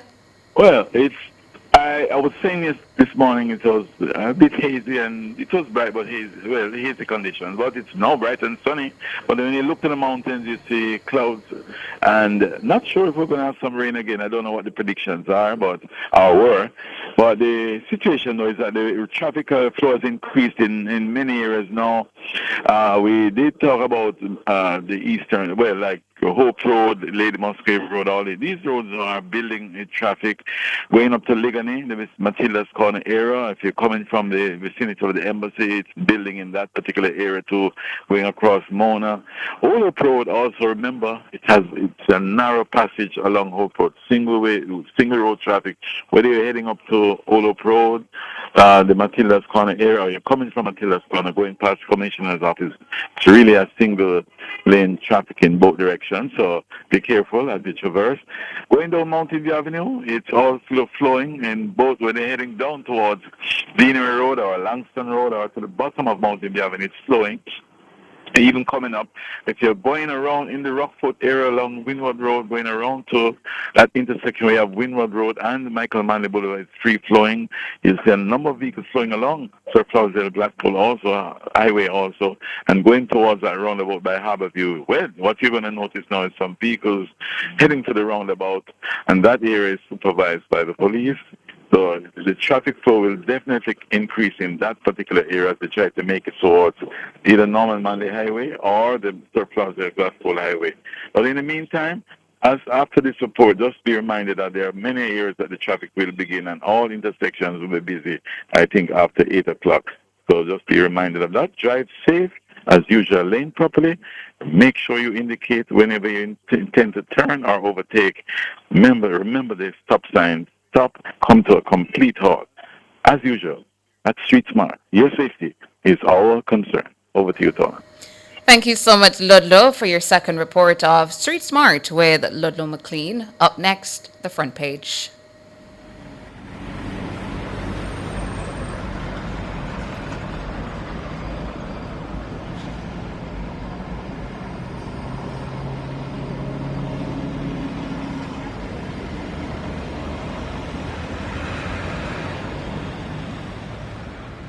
Front Page is brought to you today by ABC Electrical Sales, for a better choice in the electrical business.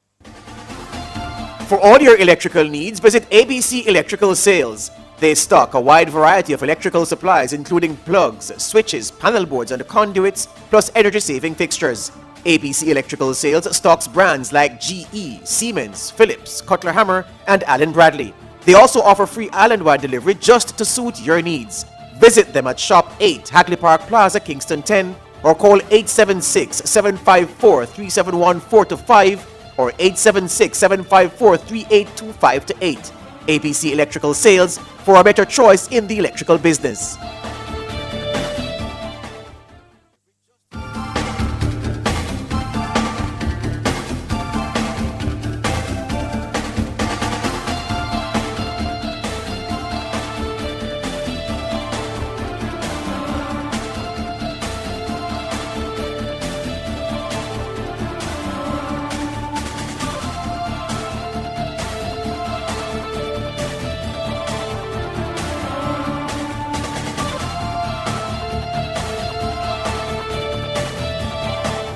We're back with you. It's Nationwide this morning, and we are on the front page. Newly elected president of the Global Services Association of Jamaica, Yoni Epstein, says Jamaica has lost its competitiveness.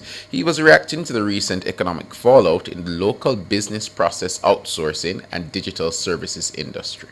When you look at other jurisdictions that we compete with globally, being Central America, South America, the African continent, India, and Asia, particularly the Philippines, those areas all continue to grow within the same kind of framework that we're doing here in Jamaica. And a big part of that has been lost due to competitiveness and lack of productivity. It's reported that employment within the industry fell to 50,000 in March this year. It's 12,000 fewer than the 62,000 jobs recorded 2 years earlier. The industry also reportedly missed the government's March 2025 target of 70,000 jobs. It also spent an estimated $780 million in the local economy in the fiscal year ending March 2026. That's a decline of $220 million from the year prior. Epstein says some of the fallout can be attributed to the impact of Hurricane Melissa last October. He was speaking on Nationwide's This Week that was programmed on Sunday. Now, with the loss of 12,000 jobs in the industry, it's losing its shine with the rise of artificial intelligence, AI, to automate processes. Is the labor force fit for purpose? That's a question we have, and to discuss that, we're joined by Director for the Center of Excellence and Innovation at the Mona School of Business and Management, Dr. Maurice McNaughton. Good morning to you, Dr. McNaughton. Good morning. Good morning, Tamoy. Yes. Good morning to you, Doc. Good morning. Thanks for having me. So, do you agree with Mr. Epstein that Jamaica has lost its competitive edge in the BPO sector? Well, I mean, I can't argue with the numbers. I mean, losing, what did he say, 12,000 jobs over a relatively short period. That's close to 20% decline. And I guess one of his interesting remarks was that other sort of comparative or competitive markets in Central America, Asia, and other places are seeing growth and taking increasing share of markets. So can't argue with the numbers. And I guess you could attribute some of this to loss of a competitive edge. I mean, of course, Hurricane Melissa would have had a big impact because Montego Bay is perhaps 40 to 50% of the jobs in this sector. So there would have been the effects of Melissa. But yeah, I think it is fair to say that we have some work to do in terms of addressing that competitive deficit. Yeah, Dr. McNaughton, I started a conversation earlier this week about the move from BPO to KPO, or moving up that value chain. As AI increasingly automates routine BPO functions, is our workforce, based on your perspective, equipped enough with the skills to transition to this higher value level of digital services necessary? I want to put it this way. We had an interesting forum. I don't know if you were aware of it yesterday. The Youth AI Forum that was staged by a number of UN agencies in collaboration with the UWI. And one of the questions tabled that was asked to address was specifically that: is Jamaica's labor force fit for purpose in the age of AI? And I would prefer to reframe that question. I think the real question we have to ask ourselves is, how do we leverage generative AI to make our labor force fit for purpose? Because the truth is, and the emerging narrative about AI and the extent to which BPO is exposed, right? Especially those of us operating at the sort of lower tiers of the value chain. I mean, absolutely, that's vulnerable to AI automation, and job disruption and displacement will take place. So the question we have to ask ourselves is, A, how do we move up that value chain? And B, how do we equip our workforce to be capable, competent and competitive at that level. I'll tell you a little bit about some of the initiatives here at UA in terms of our own targeting of that KPO space. But the truth is, what we require at this point is a national effort at AI capacity building. And I was quite happy that HART, our National Training Agency, was at the forum yesterday, and there's some conversations that we need to have, because I think HART represents our biggest capability in terms of reach, in terms of agility, to take on this large-scale training effort. And we have to have a very systematic and structured approach to AI capacity building in terms of broad-based AI, what we call AI literacy, and then what we refer to as AI competencies to be able to do the prompt engineering and the other elements of applying AI, positively to business processes and so forth, and also training at the strategic level, the both national strategic approaches and at the business level. Dr. McNaughton, just hold for me for a quick second. We're going to go for a break, and then we'll come back with more of this conversation. Sure, no problem.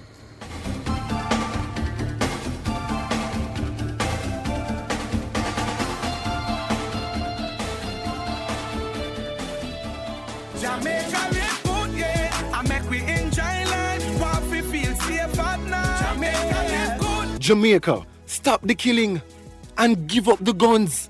Just live good now. The time brought to you by the Ministry of National Security and Peace is 7:31.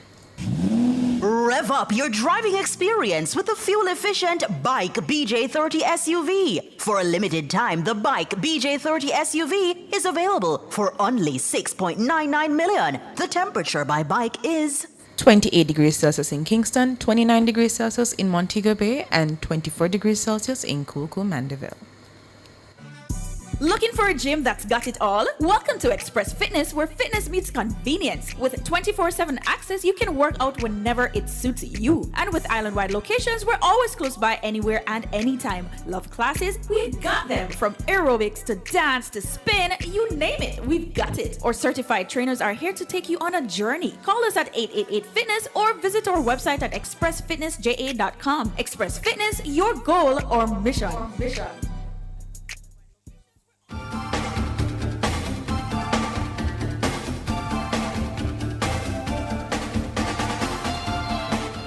We're back with you. It's Nationwide this morning. We're speaking with the director of the Center of Excellence and Innovation at the Mona School of Business and Management, Dr. Maurice McNaughton, and he has been sharing with us in terms of this idea of where we are with the BPO sector, what we should be looking at. And he started an interesting conversation, Dr. McNaughton, about the idea of how we infuse this whole AI and agentic AI into what we do in our ideas of what comes next. And I want you to expand a little bit on that based on what we're seeing around the world where AI is developing, but we haven't really truly had, I would say, breakthroughs in the Jamaican scene. I've seen a couple persons, start some AI outfits, but we haven't seen some national breakthrough in AI that would solve a problem or two that could become competitively viable on a regional or even international level. That is true. I mean, there are, as you correctly say, there are discrete initiatives taking place. In some organizations, some innovative entrepreneurs are doing some things with AI. But I agree, the national effort is not at a standstill. I mean, we've had a national AI task force. They have issued, in the course of the last year or two, a set of AI policy recommendations that looks at the opportunities at their sector levels in Jamaica. So there is some effort. And more recently, we've had a couple of studies, the new UNESCO, what's called UNESCO Rapid Assessment Method, and that have also assessed where Jamaica is, how ready are we, what is the state of and the gaps in our governance mechanisms to make sure that AI will work well in our context. So things have happened.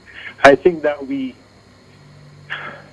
have to move faster to operationalization and execution. For instance, capacity building is a big thread in that whole set of efforts that has to proceed in parallel. We have to build AI awareness and literacy at every level, literally starting at basic primary and high schools. It has to be a part of our literacy focus. I mean, last year, 2 years ago, we were saying digital literacy is an essential part of literacy writ large, just in the same way that numeracy and ability to communicate were.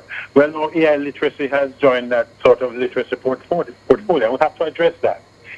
Beyond that, the upskilling at the level of organizations, the upskilling at the level of the public sector has to be taken on as a national project. And again, I keep saying that while in higher education, we contribute a lot to the product that we put out to the labor market, I think that engaging heart in a much more significant way in this digital transformation effort is critical, right? And we know heart is great at TVET, and heart is great at getting people trained for construction and those places, but the digital agenda, I think that there's work to be done there in mobilizing that national effort. And we have to, I mean, back to the BPO situation. We can't hide our heads in the sand and hope that this threat to this sector will go away. Right. I have a friend who keeps saying AI doesn't replace jobs. People who know AI replace people who don't know AI. And that is very true for countries and organizations. If we don't position ourselves to effectively deploy AI, then we'll be at a distinct competitive disadvantage. Dr. Manot, I mean, that's your friend's perspective, but I would want to think that a lot of Jamaicans, when you hear about AI, the first thing they think about is, well, it's going to take my job, it's going to replace me. I just want to know if that is perhaps a general consensus, or perhaps from a youth perspective, do you see where more young people are optimistic or a little more hopeful with the AI, and perhaps it's the older generation who might have that negative perception? What are you seeing? So there's a kind of duality, almost a kind of schizophrenia to the AI narrative, right? Yes. There are those who preach doom and gloom and the kind of dystopian outcomes when the machines take all our jobs and the machines replace us. But there's a positive side. I mean, AI presents enormous opportunities for improved productivity, improved efficiency. And I suppose the question is how you see the glass. I mean, we have to address both, right? I mean, as I said, we can't fool ourselves. But in the conversations we're having yesterday about youth, I personally find just this unbridled enthusiasm amongst young people. They see this thing, they see what it's capable of, and they say, what can I do with this? How can I learn more? And they come to it with a level of curiosity that maybe some of those from my generation could do with. Yes. And we have to figure out how to harness that, how to fuel it, how to direct it, so that we can create the kind of agile workforce that is competitive in the region and globally. Yes. And I know you would have spoken about collaborations with Heart in terms of perhaps skills offerings, but what perhaps exists presently that can whet the appetite of young people to think about AI and not just perhaps pushing the whole doom and gloom narrative? Are there spaces that exist, activities? What is there out there that can perhaps keep the curiosity going? I think there are a bunch of things. For instance, you may have heard of, there's a group that is currently located on the university campus called WDG, World Digital Governance. And for the past couple of years, they've had this AI hackathon. Yes. And then last year, the hackathon, they had to move to the National Sports Arena because they didn't have enough space. And they brought in young people from all over the country. And I think there was upwards of 700, 800 young people sitting in a room for 2 days, figuring out ways that both learning and figuring out ways in which AI can be applied. So again, conduits like that can harness and channel some of that energy. But in a more formal sense, we have to look at our curricula. I mean, we have to look at, as I said, places like HART that has to do a lot of the remedial training, and people come out of school without these skills. Right. And one of the important discussions is between us in higher education and the TVET space. The thing is, one of the things that AI demands is that people who come out of places like UWI that have this critical thinking, systems thinking, strategic thinking, also have to come to market with practical ready skills. And so we have to figure out how do we combine what we do in higher education with the TVET space. I mean, there's a kind of almost, I don't know if artificial is the right word, there's almost a kind of cultural barrier between the people who go one stream and the people who go the other stream. But they have to converge, right? Because an AI-dominated world demands it. You're saying, Dr. Man, or you finish your thought? I kind of finished. I was going to move on, but I might be rambling a bit. No, you're not. You go ahead. Not rambling at all.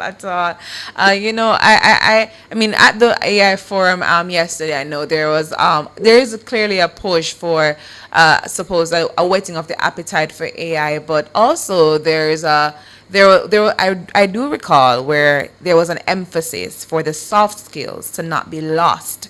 Right, for the soft skills to not be lost in the whole mix. I just wanted to hear your thoughts on that. How is it that we can actively prepare young people for a world where things are digitized and you want to be open to AI, but the soft skills, the critical thinking, those things aren't lost? Just wanted to hear your perspective on that.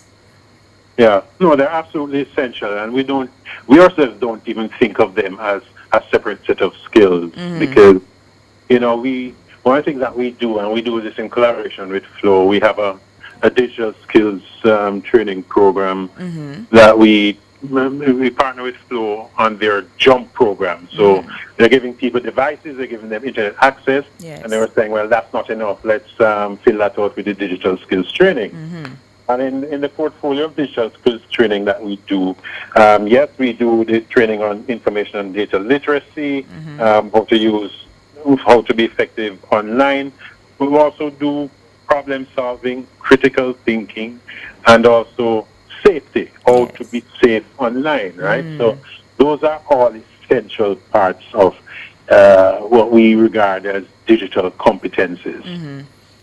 In terms of our technological push, Dr. Motnam, can you say, based on your position, looking at innovation and excellence, that we have lost the march in terms of improving technologically as a country over the last couple of years? Because I say this, giving you context, because what we tend to see as the next new thing is now the next old thing. When you look at Europe or North America, when you look at AI and the conversations we're having now about AI, North America has long passed that conversation, first world or not.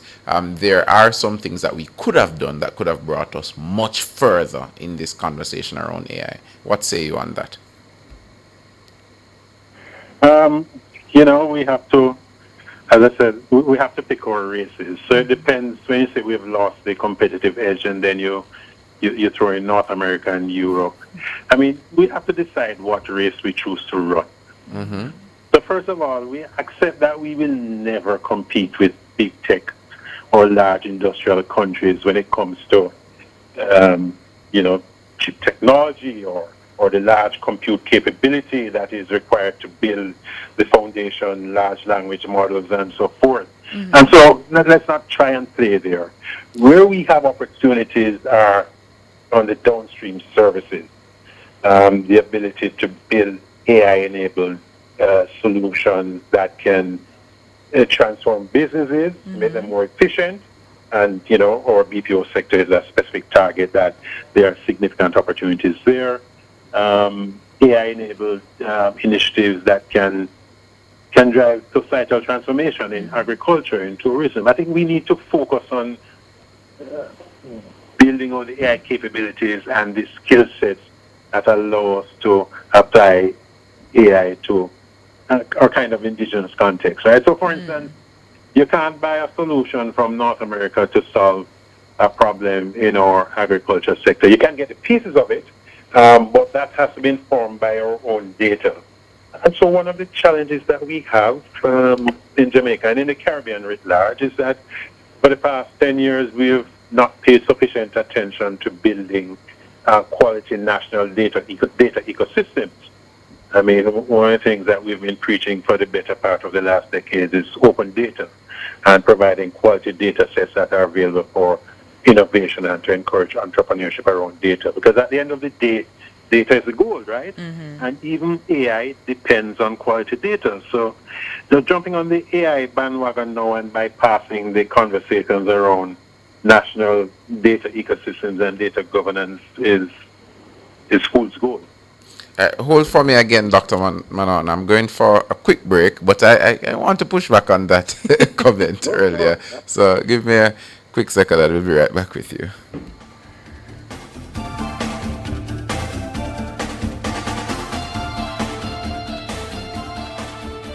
For all your scales and food processing equipment, call Advanced Scales and Equipment Limited at 876-968-9612-5. The time by Advanced Scales and Equipment Limited is 7:45. Hawkeye is protecting homes, businesses, and communities with trusted security solutions. The temperature by Hawkeye, securing what matters most, is 28 degrees Celsius in Kingston, 29 degrees Celsius in Montego Bay, and 24 degrees Celsius in Mandeville. For all your electrical needs, visit ABC Electrical Sales. They stock a wide variety of electrical supplies including plugs, switches, panel boards, and conduits, plus energy-saving fixtures. ABC Electrical Sales stocks brands like GE, Siemens, Philips, Cutler Hammer, and Allen Bradley. They also offer free island-wide delivery just to suit your needs. Visit them at Shop 8, Hagley Park Plaza, Kingston 10, or call 876-754-3714-5 or 876-754-3825-8. ABC Electrical Sales, for a better choice in the electrical business. The Urban Development Corporation invites you to enjoy your Jamaica at the first staging of Bonfire Saturdays this Saturday, August 15. It's Island Vibes at Otrius Bay Beach from 7 p.m. to 1 a.m. Musical juggling by DJ Lollipop alongside DJ Speckle. Admission $1,000 pre-sold, $1,200 at the gate. Get your tickets today at UDC's head office downtown Kingston, Otrius Bay Beach in St. Anne, or on Instagram at UDC Jamaica. Must be 18 years or older to drink. ID required. Drink responsibly. It's Bonfire Saturdays, August 15. Otrius Bay Beach. Be there. Live summer brighter. No need to delay. Sagicor Bank's unsecured loan gives you up to 5 years to repay. New furniture's calling. Go solar at home. Get renovating. Or get a back-to-school loan. Competitive rates. Fast approval. Zero hassle. No sweat. Get it all for the summer. Borrow up to 5 mil. No collateral needed to get whatever you will. Live summer brighter with a Sagicor Bank unsecured loan. Call 888-SAGICOR to learn more. Conditions apply.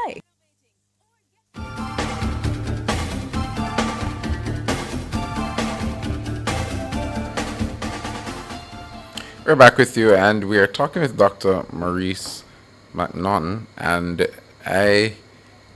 you said something earlier, Doc, about the idea of us not being competitive, and I respectfully disagree, because when we look at computer science and information technology, it is one of those things in the world that it's literally leveled, meaning if you have the skill and you have the funding and the availability of same, you can literally develop something novel that can change the world, that can make you super rich in less than a day. And that's the reality of what a lot of these companies internationally have built. Notably, Jeff Bezos built Amazon from his garage, and the list goes on. The problem I'm having is that statement you made to me, Dr. McNaughton, it gives the impression that we cannot get to that point in our own competitiveness, and I'm saying that that's where Jamaica needs to start looking. That's where we need to start funding, because if we continue to say, okay, we're going to solve those little problems, then we'll never have those breakthroughs that can transform our economy in the private sector, which can lead to better economic outcomes overall for Jamaica. That is what I'm pushing back on. Okay, I don't think that we are poles apart on that notion. And listen, I would hold up our talent against anywhere else in the world in terms of our capabilities or natural ability to be creative and build solutions. But competitiveness and comparative competitiveness have been looked at the level of business and the level of countries. And so the extent to which we have been able to suitably apply those natural capabilities to get our businesses more efficient, more competitive as a country, to have our sort of national and social systems functioning well, highly productive public sector. I think that we have work to do. And so I'm talking about the systematic things that we have to do to harness the natural capabilities that you're absolutely right that we have, right? That if you were to put it in another context, I would certainly think that we could build the next Jeff Bezos or whoever. But the issue are the things that we have to do systematically at a national level, and the national ecosystems that we have to build, such as data ecosystems that provide entrepreneurs and innovators with an opportunity to flex their muscles. Yeah. Doc, we're wrapping up soon, and I just want to get your thoughts. What's your hope here when it comes on to AI, young people being able to adeptly use the AI, for the labor force to be actually AI literate? What are your hopes and dreams in this regard? Well, first of all, I start with a level of optimism, because I've seen some initiatives emerging in fairly localized contexts that demonstrate that we have the ability. Again, I want us to address the large systematic things. I don't think that we have been serious enough about it as a country. I think a lot of times we've paid lip service, but we haven't addressed it. My hope in the course of the next, there are a couple of things that we're going to having some proposed yesterday, in fact, to have some discussions with HART. I believe that there's an opportunity for what we call a national verifiable credentials. It's part of what we call digital public infrastructure, which are building these large digital highways, whether it's payments, whether it's identity. This would be one of the important sort of bridges between the labor markets and academia and TVET that I think can be quite powerful in mobilizing talent. Yeah? So that's a practical, relatively short-term thing that I hope that we can do. But you ask about hopes and aspirations. Yes. Well, in the long run, what is it about Jamaica again? The place to live, work, raise families, and do business. Yes. Yeah. I still, as I look at what's happening around the world, I absolutely believe that is even more poignant today than it ever was. And I hope that we can provide that space where people find it possible to do that. But that is broader and longer-term aspirational, and I'm not going into politics, so I can only hope on that one. Thank you so much for joining us, Dr. Maurice McNaughton. He is the director of the Center of Excellence and Innovation at the Mona School of Business and Management. We are going for a break, listeners. We'll be right back with you.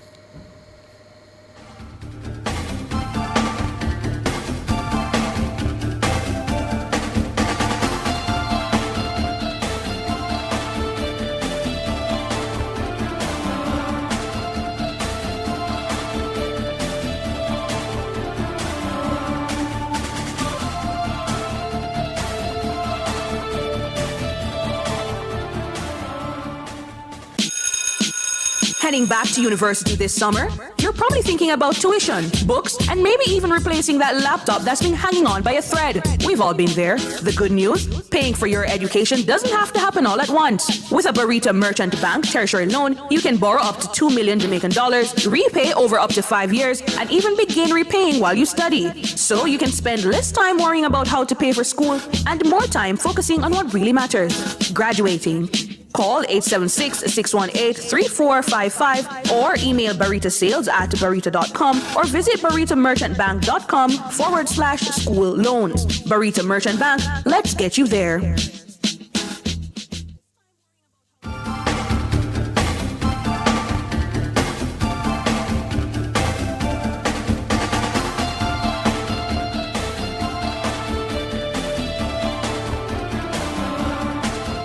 We're back with this nationwide this morning. Parents say there's a notable or noticeable increase in the prices of back-to-school supplies this year. Nationwide News went on the streets of downtown Kingston on Wednesday to gauge how some parents are managing with the cost of shopping for September morning. The new academic year starts in 3 weeks on September 7, 2026. Budget that I set and the list that I wrote down, let me just tell you, very expensive. I've gone over my budget like actually $8,000 and I haven't finished buying anything else. Book them expensive, you know? Matter of fact, everything, book, uniform, everything expensive, you know? Yeah, so it's kind of rough, but we have to do it still, that's it. It is most challenging based on the grade level he's in now. So there's changes in uniform, so there's no more full khaki where you probably can buy a suit.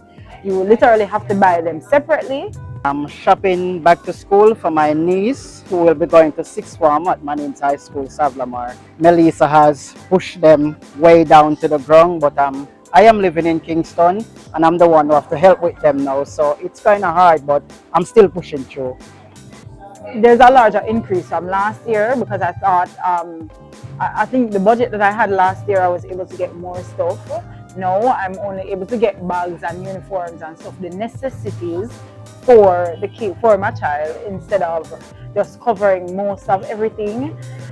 Yeah. So this year more expensive, you know? You see after Melissa blow, I don't know what's going on about everything gone sky high, you know. I used to help my sister buy things for my nephew and I saw the prices before when he was in primary school. My son was in primary school. I thought, okay, maybe my time would be easier, but it's more expensive.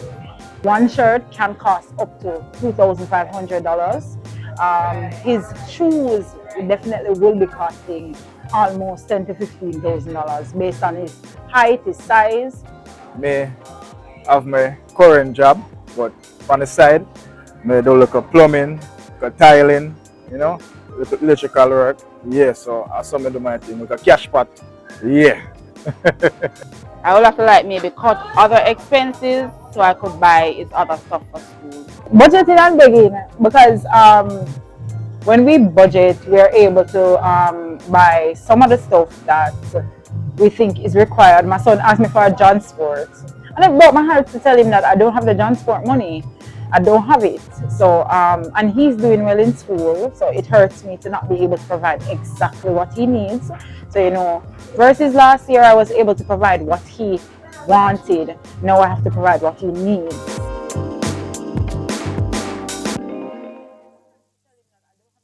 All right, so we're hearing some of the concerns from the parents as they're getting ready for back to school. I mean, I'm not a parent, so I mean, I come from a different perspective here, but I can imagine how difficult it is every year for parents to be preparing for back to school. Uniforms are getting expensive, books. Hurricane Melissa clearly would have affected a lot of people. So there are people who are perhaps struggling to get themselves ready, to get their families ready for September morning. And the school year starts 3 weeks from now. So, I mean, I mean, personally, when I was getting ready for back to school, well, my parents really were getting us ready for back to school. I think as a child, you're not necessarily appreciative or aware of the context. I just knew that from early in the year, my mother got our book list. She was already sourcing the books, whether second hand or she buying them very new.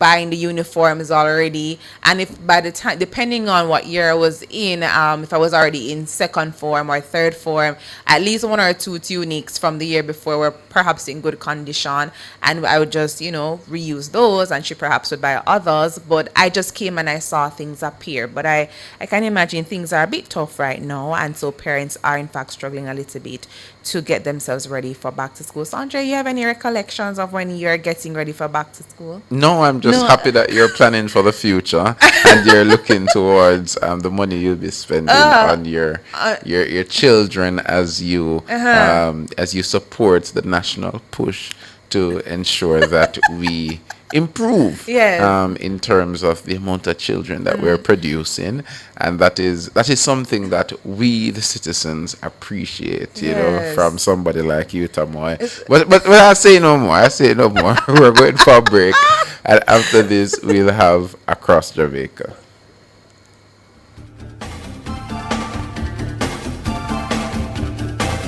Front Page was brought to you today by ABC Electrical Sales, for a better choice in the electrical business.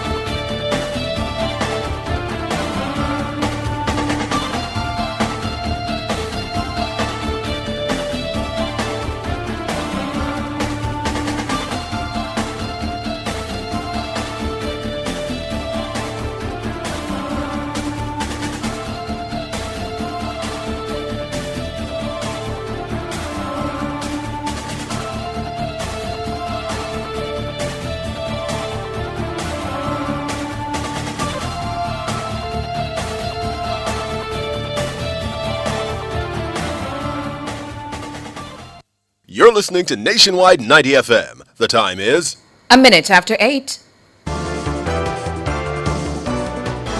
From the mountainside to seaside, countryside to townside, inside and outside, it's Across Jamaica this morning.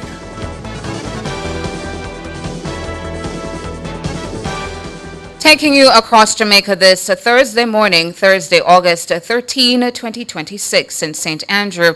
Some 300 youth in state care are set to participate in the 2026 Higher Education Day Expo today, Thursday. The expo is organized by the Child Protection and Family Services Agency, CPFSA, through its Transitional Living Program. CPFSA says the event is designed to empower young adults transitioning into or currently enrolled in tertiary and vocational education. It says it will provide practical information, institutional support, career pathways, and resources to strengthen the transition to independent adulthood. Confirmed exhibitors and partners include the University of Technology Jamaica, Caribbean Maritime University, Jamaica Defence Force, Michael University College, Hart VTDI, the National Insurance Scheme, and the Bureau of Gender Affairs. The CPFSA's Transitional Living Program is designed to prepare youth in state care for independent adulthood. It offers a structured framework for skill building, career planning, vocational and academic advancement, life skills coaching, transitional housing, mentorship, and eventual integration into work and entrepreneurship. The program also supports youth ages 18 to 21 and in exceptional cases up to 23 with housing stipends, starter kits, and case management. Key elements include preparing children for exit, academic or vocational development, internship and employment assistance, data management, and public education to address stigma. Finally, in Across Jamaica, Transport Minister Darrell Vaz is again appealing to motorists and pedestrians to obey the rules of the roads. The call follows 4 fatalities from 2 separate motor vehicle crashes in Manchester and St. Anne between Tuesday evening and Wednesday morning. There's no other way to describe the lawlessness that's taking place on our roads other than to describe it as madness. Who would have thought that road fatalities could surpass the murder rate on a daily basis in Jamaica? Well, that's where we are today. 4 deaths, 2 incidents, 4 unfortunate loss of life in one day. Madness. As of Wednesday, August 12, the country had recorded 172 fatal crashes, resulting in the loss of 201 lives. The latest reported fatalities came Wednesday morning in a collision in Manchester that claimed the lives of 2 men on a motorcycle. Their deaths bring the number of road fatalities so far in August to 14. Minister Vaz says incidents of reckless driving underscore the urgent need for the re-implementation of the demerit point system, which is set to take effect on October 1. Any well-thinking Jamaican that does not see the need for a proper implementation of the demerit system, then obviously is blind. The tenders are in for the road safety program, public education and public relation program. They're being evaluated, and hopefully we'll be in a position to start implementing that and rolling it out as soon as possible. Something has to give. This cannot continue. Darrell Vaz, Minister of Transport. And that's it for Across Jamaica for this Thursday morning.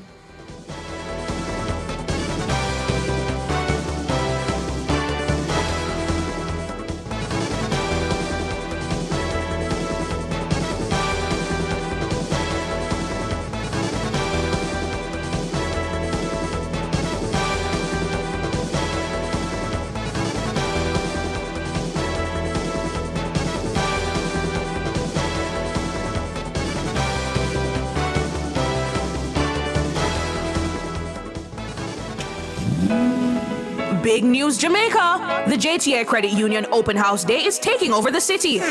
We're bringing you the unbeatable summer loan deals, custom vehicle displays, and home financing upgrades you've been waiting for. So pull up to 97A Church Street, Kingston on Thursday, August 13 from 1 p.m. to 3 p.m. And guess what? Nationwide 90 FM alongside the queen of afternoon radio herself, Mrs. Kitty, will be broadcasting live on location. Can't make it down to Church Street? Stay locked on our YouTube channel at NNN Radio Live and keep your radio locked on Nationwide 90 FM because we have you fully covered. So join us on Nationwide 90 FM as we broadcast live from 97A Church Street, Kingston on Thursday, August 13 from 1 p.m. to 3 p.m. Don't dream it, live it. See you there.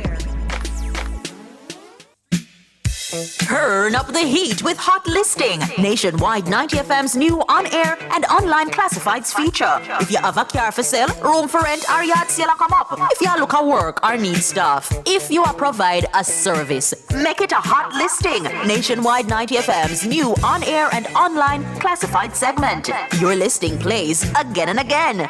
From morning till evening. You sing it, we play it. You say it once, Jamaica hears it all day, every hour. Contact our sales team now at 876-630-1210 or sales at nationwidenewsnetwork.com. Hot Listings on Nationwide 90 FM, a new revolution in media.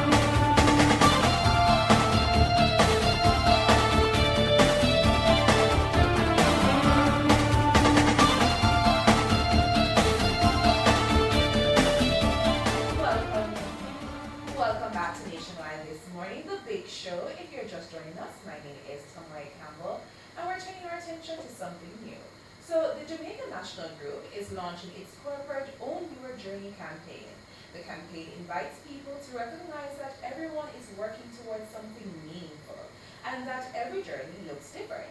As one of Jamaica's oldest creators of wealth, JN has supported generations of Jamaicans at home and abroad and remains committed to helping them achieve their best outcomes for generations to come. To talk to us a little bit about the JN Own Your campaign, we're joined by Special Assistant to the Chief Executive Officer, Marie Stewart Lewin. Good morning, Marie. Good morning, Tamai. All right, thank you so much for joining us. So, Marie, let us kick it off. What do you mean by Own Your Journey, and why have you chosen this as a name for your campaign? So, Own Your Journey, Tamai, is recognizing that each person is on a journey to achieve a goal and going somewhere. And so, for us, owning your journey is saying to persons, be confident about where you are in the process, where you're going, and the decisions that you want to make along the way. And so for us, we are saying to them, this is what you want to do, and we will help you find a way. So we're on a journey. We want to build something better for ourselves, for our families, for the people we love. And so we want to say, this is how we can help you to achieve what you want to do. This is what we've been doing for 152 years. Our birthday is today. And so we know what we're doing. We've been in this business. So we want to help persons to achieve their goals and take them on that journey to achieving their goals. I love that. And so what do you hope, Marie, that Jamaicans will take away from this campaign? Jamaica National is a reliable partner to take that journey with you. And we can create those opportunities for you. Embedded in this campaign, Own Your Journey, is our brand promise. We'll help you find a way. And so with the right partner, Jamaica National, we'll help you find a way to that journey. And so, Marie, what kind of activities can people expect to see today as you roll out this campaign? Well, of course, tomorrow you will see our adverts on television and on radio. You will see the campaign across our social media platforms. You will see billboards coming up having the campaign. If you're in Halfway Tree today, there's going to be a special sighting. All I will say, it's a bright yellow. Look out for it near our Halfway Tree branch. And if you're doing business with us today, there's a special rate on mortgage. If you start the conversation and you qualify, 1-digit rate for mortgage today. Free advisory services from our Gen Properties entity. There's also a discount from Gen Life on critical illness. And there are discounts from our payroll services, from our MC Systems Technology arm. And if you are doing remittance with us today during using Gen Money and using the app, then there is 0% fees. 0% fees? No, Marie. 0% fees. Okay, so I would have to be a customer of JN in order to access these benefits, or I can just come down today and have a conversation and we can get the ball rolling. Well, for us, you're not just a customer, you're a member, and more importantly, you're family. So we talk about the JN family. So yes, come in. We will say to you, how can I help you on your journey today? So come in and talk with us, and we'll get you started on the path. Okay. So if I am interested in perhaps acquiring a home, motor vehicle loans, those are some of the things that you can help me with. And if that's the case, what should I perhaps be bringing along with me? Certainly. Well, we can pre-qualify you, and I say to you, bring just the basic information you need, your information you need, source of income, proof of income, walk into our location, and we will take you through the process so that we can start the journey with you. Mary, what really makes this campaign, I think, so special or different from any other campaign that you perhaps would have had in the past? This campaign for us, Tamoy, is an understanding that it's not just something that someone is giving to you, it is a partnership, and it's recognizing that this is something, this is a goal that I want to have. And so for us at Jamaica National, we've always believed in partnership. From we started in 1874, we have evolved because we saw the need and we partnered with persons way back then. And so for us, it is saying to you, we are here to help you. And so this makes it a little different because we're saying we will hold your hand, and embedded in everything that we do, it comes all back to that brand promise. We'll help you find a way. So wherever you want to go, talk with us. We will help you to get to the end of that journey. So you own the journey, and we'll help you to get to the end of that journey. And so, Mary, I wanted to know if are there perhaps any benefits that perhaps certain persons would qualify. So, for instance, sometimes you know that civil servants, nurses, doctors, for instance, can perhaps attract maybe lower interest rates on things. Anything to that effect, or it's just right across the board? These are the suite of services and opportunities that everyone can access. It's everyone can access, but we do have a public sector program. So persons who are in the civil service, yes, you can access benefits from us. And so what you come in, once you talk to us, there is always something for someone at Jamaica National. So yes, you will have the general access to benefits, but there is always something special. So come in, talk with us, and we will have something for you. Okay, we definitely will. You know, I think a lot of Jamaicans will resonate with that, because we are all on our different journeys, whether it is you want to perhaps buy a home, get your first car, maybe prepare for retirement, and we all want somebody to be a helping hand and be a partner with us on this respective journey. So I think it's very good, absolutely beautiful that what JN is doing. Before we let you go, Marie, any final words you want to share with us as you launch the campaign today? Anything that perhaps you didn't share with us before, but we have to get it for our listeners? For us, I just want to say that really to underscore, we have been one of the greatest providers of wealth creation in Jamaica for many generations. Today, Jamaica National is a strong, we're capable, and we're deeply committed to the people who we serve, to our members and our customers. And so we have done it for 152 years, and we will do so for many generations to come. Be a part of Jamaica National. If you have not been a member, come in, be a part of the family. We will help you find a way to whatever it is that you want to do. We'll help you find a way. And before you go, Marie, how can I be a member of JN if I am not a member today?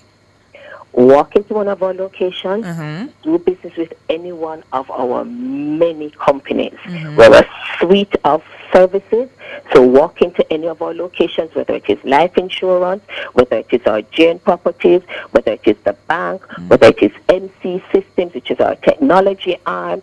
Once you do business with us, you will automatically become a member. Once you start with the branch, you automatically, the bank, you automatically have membership. But with any of the member companies, you are a part of the JN family.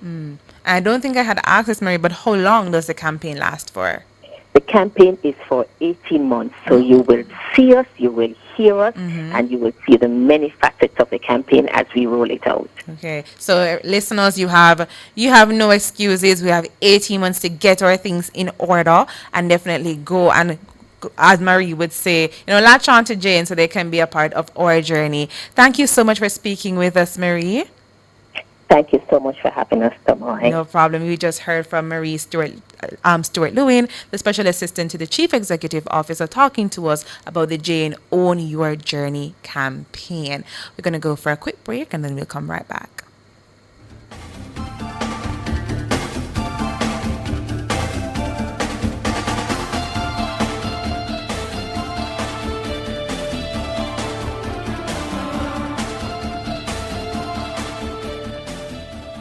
Fontana Pharmacy has a wide variety of items from pharmaceuticals, household, cosmetics, toys, and more. The temperature by Fontana Pharmacy, it's all good inside, is 28 degrees Celsius in capital city Kingston, 30 degrees Celsius out in Montego Bay, and 24 degrees Celsius in Cool Mandeville. Live summer brighter. No need to delay. Sagicor Bank's unsecured loan gives you up to 5 years to repay. New furniture's calling. Go solar at home. Get renovating. Or get a back-to-school loan. Competitive rates. Fast approval. Zero hassle. No sweat. Get it all for the summer. Borrow up to 5 mil. No collateral needed to get whatever you will. Live summer brighter with a Sagicor Bank unsecured loan. Call 888 Sagicor to learn more. Conditions apply. The Urban Development Corporation invites you to enjoy your Jamaica at the first staging of Bonfire Saturdays. This Saturday, August 15. It's Island Vibes at Otrius Bay Beach from 7 p.m. to 1 a.m. Musical juggling by DJ Lollipop alongside DJ Speckle. Admission $1,000 pre-sold, $1,200 at the gate. Get your tickets today at UDC's head office downtown Kingston, Otrius Bay Beach in St. Anne, or on Instagram at UDC Jamaica. Must be 18 years or older to drink. ID required. Drink responsibly. It's Bonfire Saturdays, August 15. Otrius Bay Beach. Be there. Timing, strategy, precision. For over a decade, Sagicor Investments has set the standard for performance. We deliver results that speak for themselves. Number one, in value traded on the Jamaica Stock Exchange, Jamaica's largest unit trust fund manager with diversified investments and unmatched capital markets expertise. Take the first step towards a portfolio built on consistent performance. Call 888 Sagicor to speak with a wealth advisor.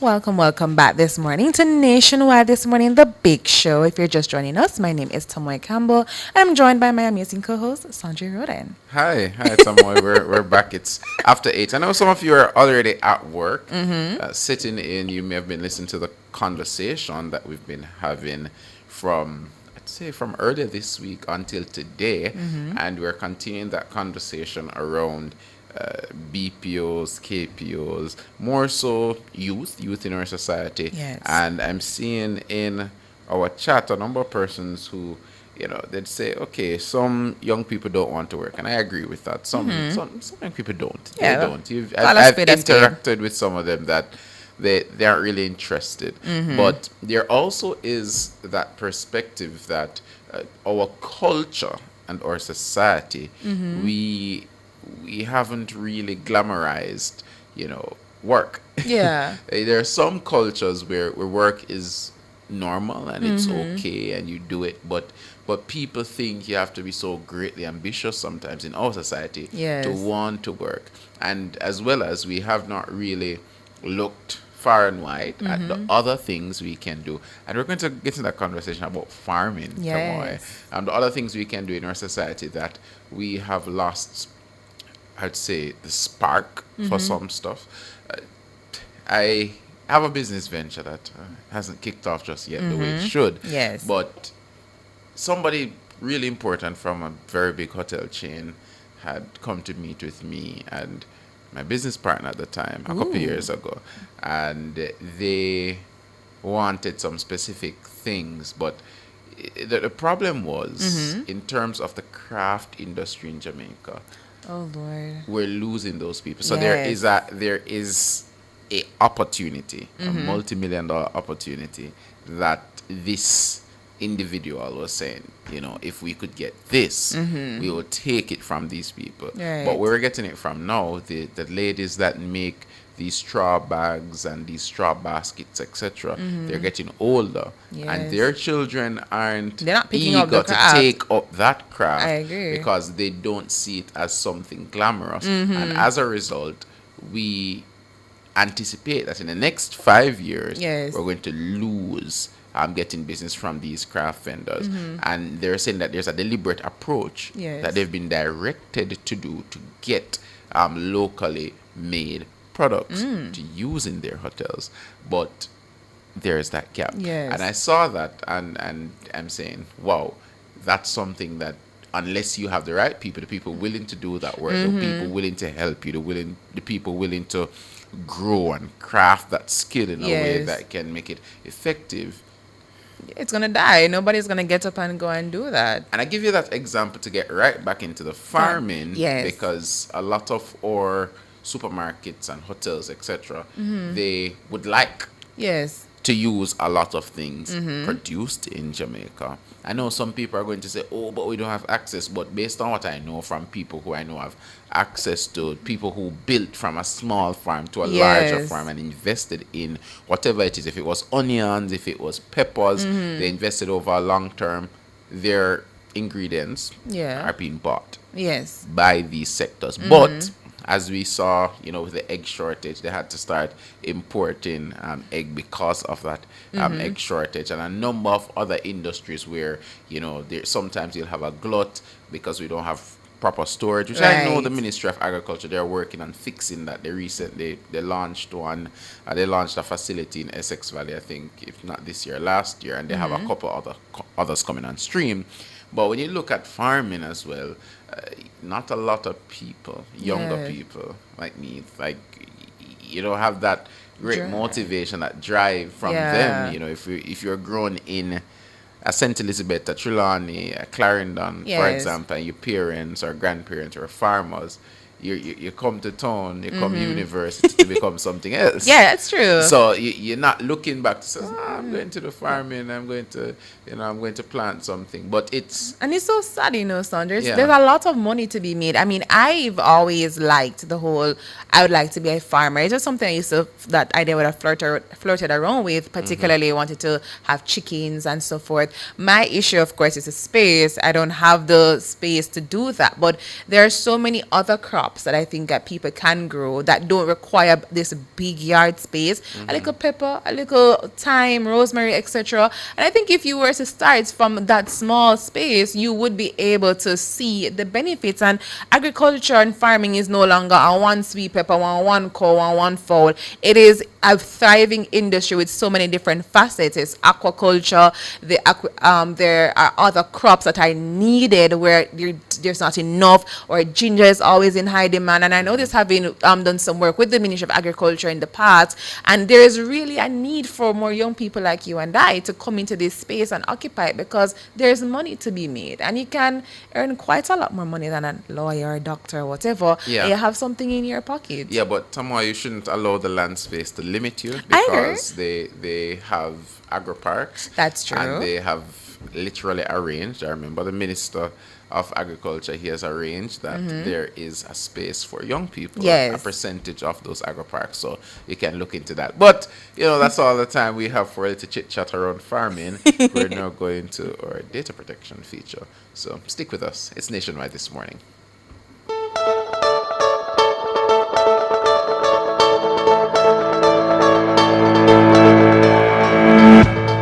The first 90 days as a DPO. On Tuesday, Renee watched an organization improvise its way through a crisis it had 4 years to prepare for. Tonight, she's not improvising. She's sitting in the dark at 2 in the morning watching a clock because somebody should see them leaving. At 4 minutes past 2, the data moves right on time, which means somebody scheduled it. After that, I couldn't not watch. Every night at 2, I'd open the logs from home and wait for the hum, the sound of my country leaving, one batch at a time, through a mailbox with a borrowed name. I told myself I was gathering evidence.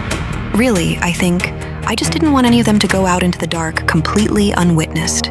Somebody should see them leave. Even if the somebody was powerless. Even if it was only me at a kitchen table with cold tea and no plan. And at 2:04, right on time, it moved, bigger than Tuesday, bigger than anything I'd logged. Whatever the storm had been cover for, they'd used it to change gear. The batches weren't just leaving now, they were accelerating. Like a man who's realized the house is going to be searched soon and is throwing everything into the van at once. Gentleness be damned. Just get it out. I timed it. 4 minutes, 11 seconds, that batch. I made myself do the arithmetic instead of looking away, because looking away is exactly what they were counting on, from all of us, always. At the rate I'd clocked, 4 minutes was tens of thousands of people. A town, a whole town of my countrymen, out the door and over the border in the time it takes to boil a kettle. and not one of them would ever be told. That was the true genius of the design. Not just that they'd be sold, but that they would never know they'd been sold. They'd go their whole lives feeling watched by a thing they could never name, being turned down for reasons no one would ever explain, and they'd call it bad luck. They'd call it the way things are. And I sat there in the dark, doing the maths on the size of it. How many people that batch was, how many kitchens, how many mothers, when my phone lit up on the table beside me. Not the cartographer's silence. Not a number I knew. Still up? Saw you were online? Kamar. Bright, decent, ambitious Kamar.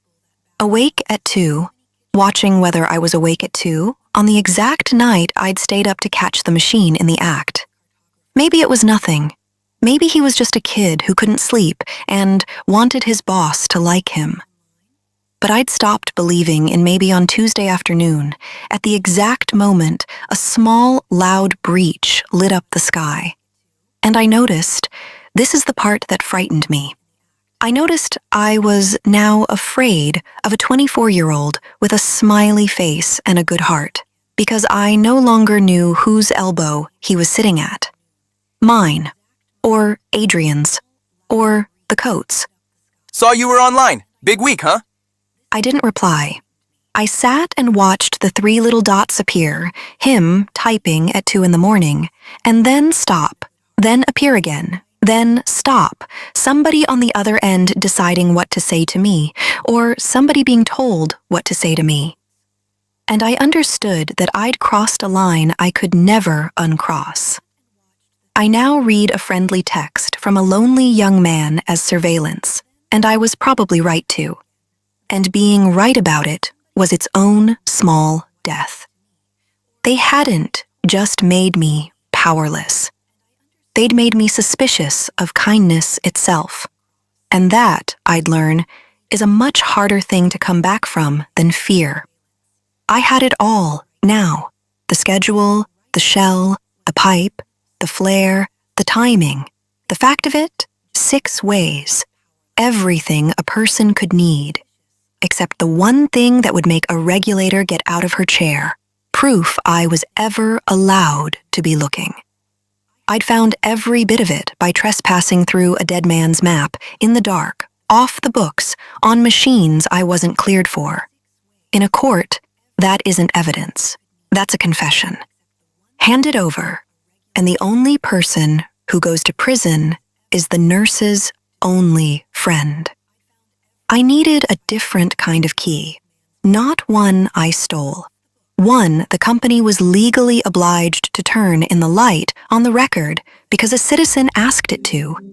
A search meridian would be forced to run itself, and could not lie about, and could not delete. And I'd been holding one for 3 weeks without understanding what it was. A tired nurse at a kitchen table asking the only question that could open every drawer in the building at once. Where did they get it? Marva's request. It was time to stop watching the fire and make them answer her. A confession is not evidence. That is the hardest lesson in this episode. And it is a real one. Knowing what happened and being able to show what happened are 2 different jobs. And only the second one survives a room full of lawyers. Everything Renee has is a pattern, a timestamp, and a feeling. None of that is a record, which is why the last thing that happens tonight matters so much. A woman named Marva makes a request, an ordinary one, that the law is very clear about, and it lands on Renee's desk. Next Tuesday, that request goes looking, and it finds things. Our next webinar, as usual, is on the last Thursday of this month. Go to designprivacy.io for details. This has been a production of Design Privacy, and I'm your host, Chuko Emeka Cameron.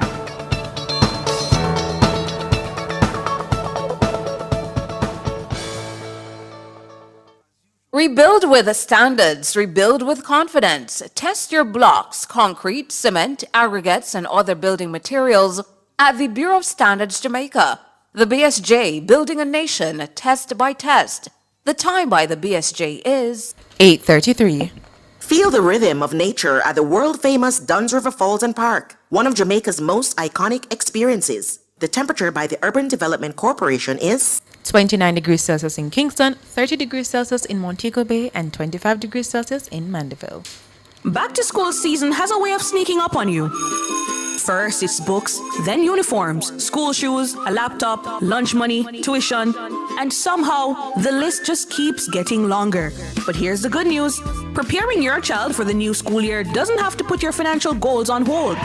With a Barita Merchant Bank back-to-school loan, you can borrow $500,000 and above to finance tuition, books, uniforms, laptops, and other school essentials. You'll also enjoy low rates, reduced fees, and up to 5 years to repay, giving you the flexibility to prepare with confidence. Call 876-618-3455 or email banksales@barita.com or visit baritamerchantbank.com/school loans. Morning after morning, you've made Nationwide 90 FM part of your routine. So let's take this connection one step closer. Join the Nationwide 90 FM Family Club and be part of it officially on Patreon.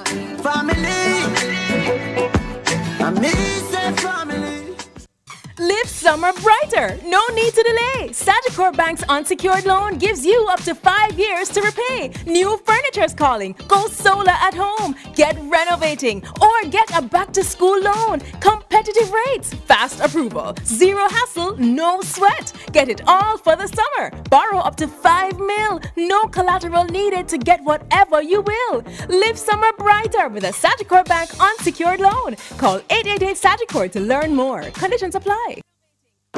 Nobody not do it like we, nobody. Every headline, every interview, every story that mattered. Nationwide 90 FM was always there to deliver. That's why Nationwide is the station you can trust. Now, you can be part of that mission. Join the Nationwide Family Club on Patreon and help support the news that informs, empowers, educates, and entertains. Refer a friend, earn reward points, and win big. Tune in every first Monday for your chance to win a $25,000 gift card from one of our participating partners. Call it brave, don't call it luck. Visit patreon.com/Nationwide News Network today and become a part of the family.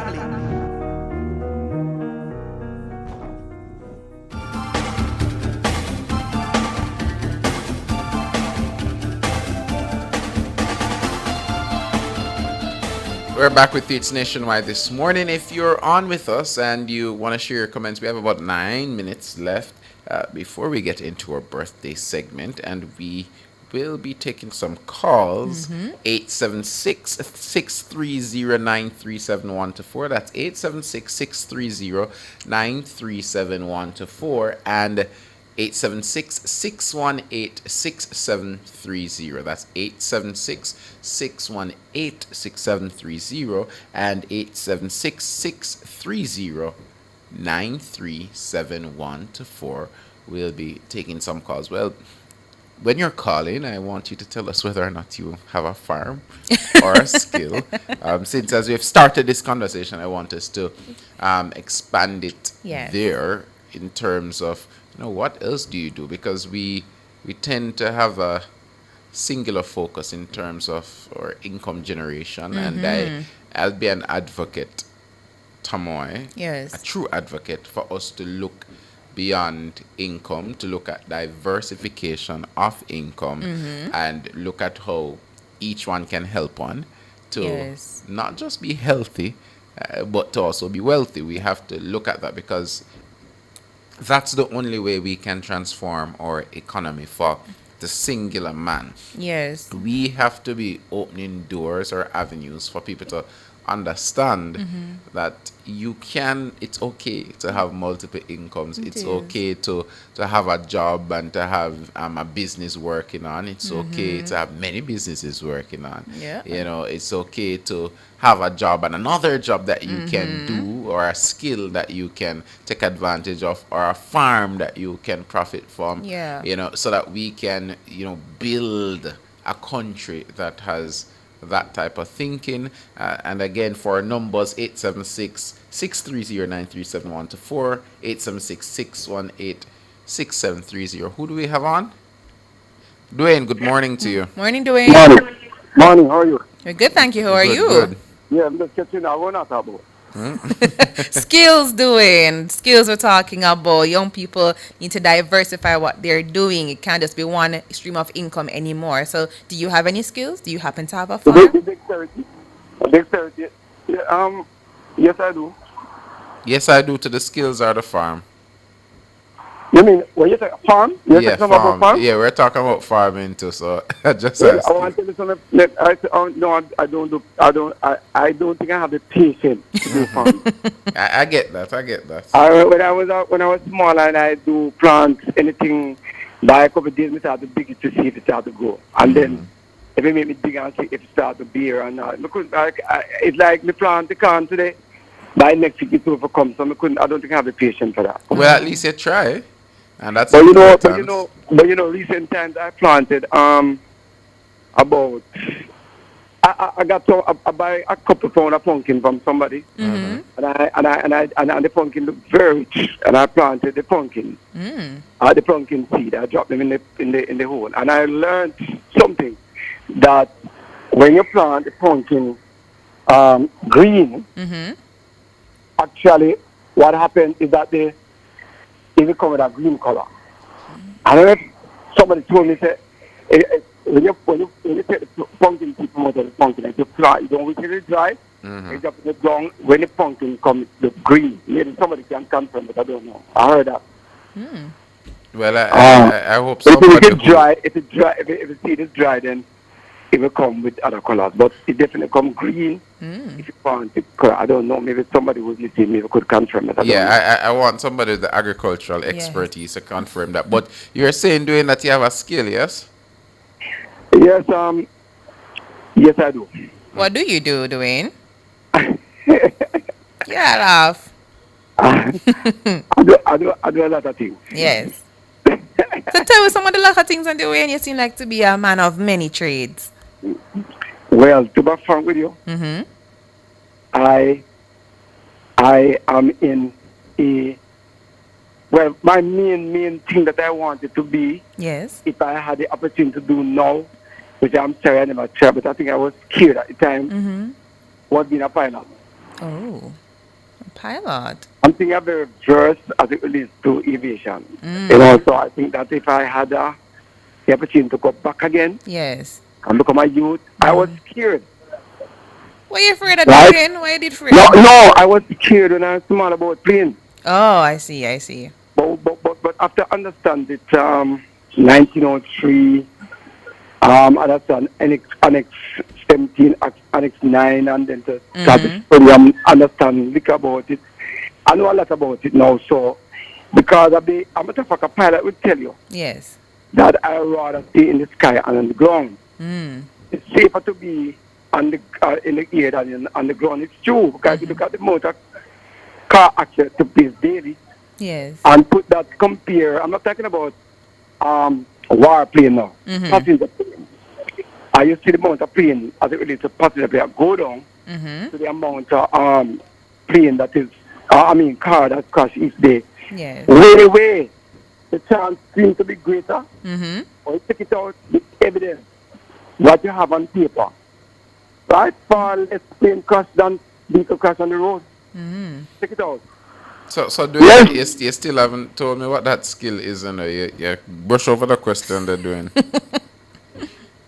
be frank with you, I started out doing woodwork. That was what I started to do.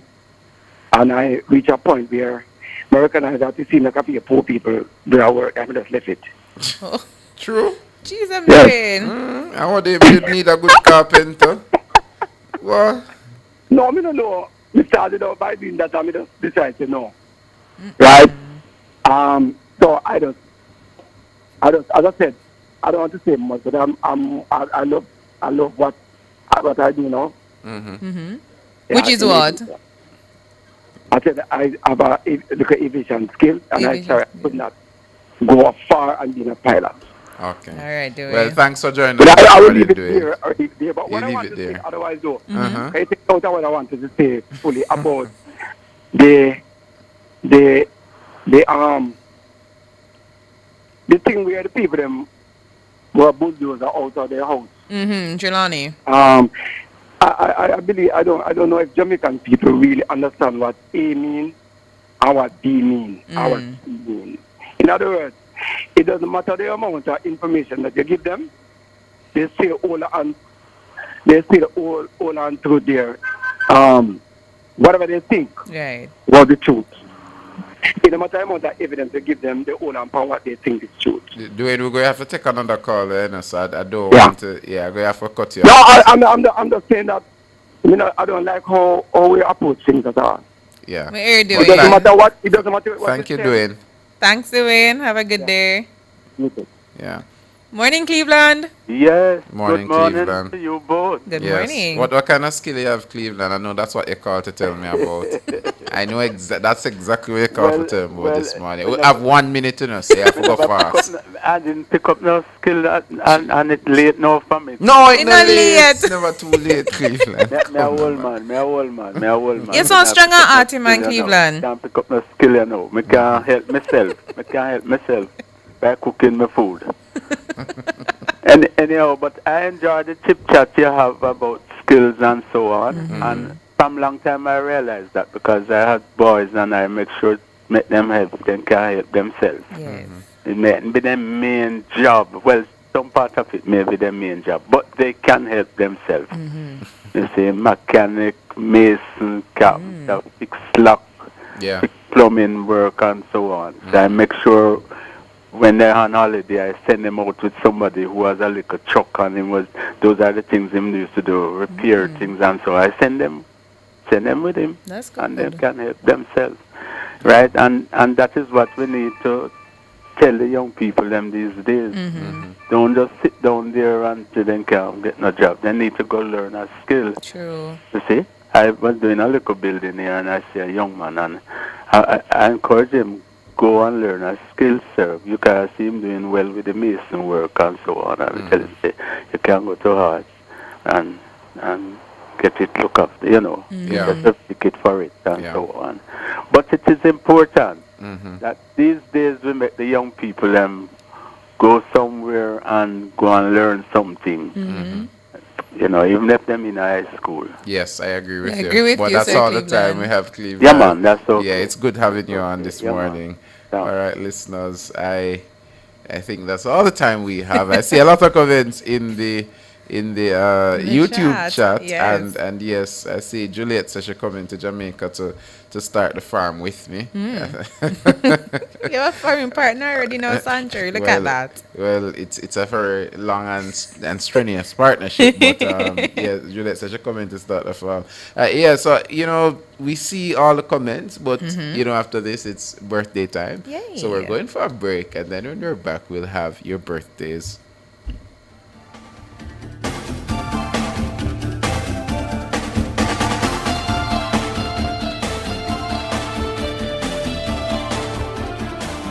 Back to school season has a way of sneaking up on you. First, it's books, then uniforms, school shoes, a laptop, lunch money, tuition, and somehow the list just keeps getting longer. But here's the good news. Preparing your child for the new school year doesn't have to put your financial goals on hold. With a Barita Merchant Bank back-to-school loan, you can borrow $500,000 and above to finance tuition, books, uniforms, laptops, and other school essentials. You'll also enjoy low rates, reduced fees, and up to 5 years to repay, giving you the flexibility to prepare with confidence. Call 876-618-3455 or email banksales@barita.com or visit baritamerchantbank.com/school loans. Cheryl, I can't believe it's back to school time again. I need so many things and I don't even know where to start. Lisa, why are you stressing yourself out? Get to Azan Super Center. Azans? For back to school? Yes, girl. I took my time. I went to Azan's and I got everything I was looking for. Stationery, laptop, thumb drives, backpack, lunch bag, water bottle, food containers, glue, art supplies, uniform, pen, pencil, folder, paper. It's a lifestyle. It's a lifestyle. This station raised me. It gave me a voice. And if Nationwide has ever meant something to you, come on in. Join the Nationwide 90 FM Family Club today on Patreon.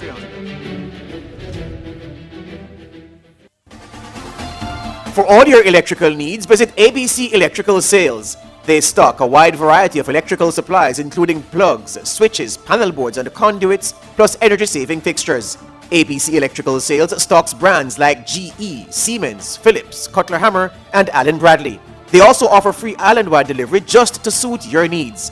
Visit them at Shop 8, Hagley Park Plaza, Kingston 10, or call 876-754-3714-5 or 876-754-3825-8. ABC Electrical Sales, for a better choice in the electrical business. Live summer brighter. No need to delay. Sagicor Bank's unsecured loan gives you up to 5 years to repay. New furniture's calling. Go solar at home. Get renovating. Or get a back-to-school loan. Competitive rates. Fast approval. Zero hassle. No sweat. Get it all for the summer. Borrow up to 5 mil. No collateral needed to get whatever you will. Live summer brighter with a Sagicor Bank unsecured loan. Call 888-SAGICOR to learn more. Conditions apply. Let me say the same, baby. Since we've been together, ooh, loving you forever is all I need. Let me be the one you come running to. I'll never be untrue. Oh, baby, let's stay together. Loving you weather. Times are good or bad. Happy or sad. So in love with you, whatever you want me to is alright with me. 'Cause you make me feel so brand new. Well, this morning I hate to break it to you. Those are the chat, but Damien is the one behind the dial and he's playing these tunes for you. Yes. So if you're doing all your dancing, you know what time it is. I'm starting now with the birthdays of VIB.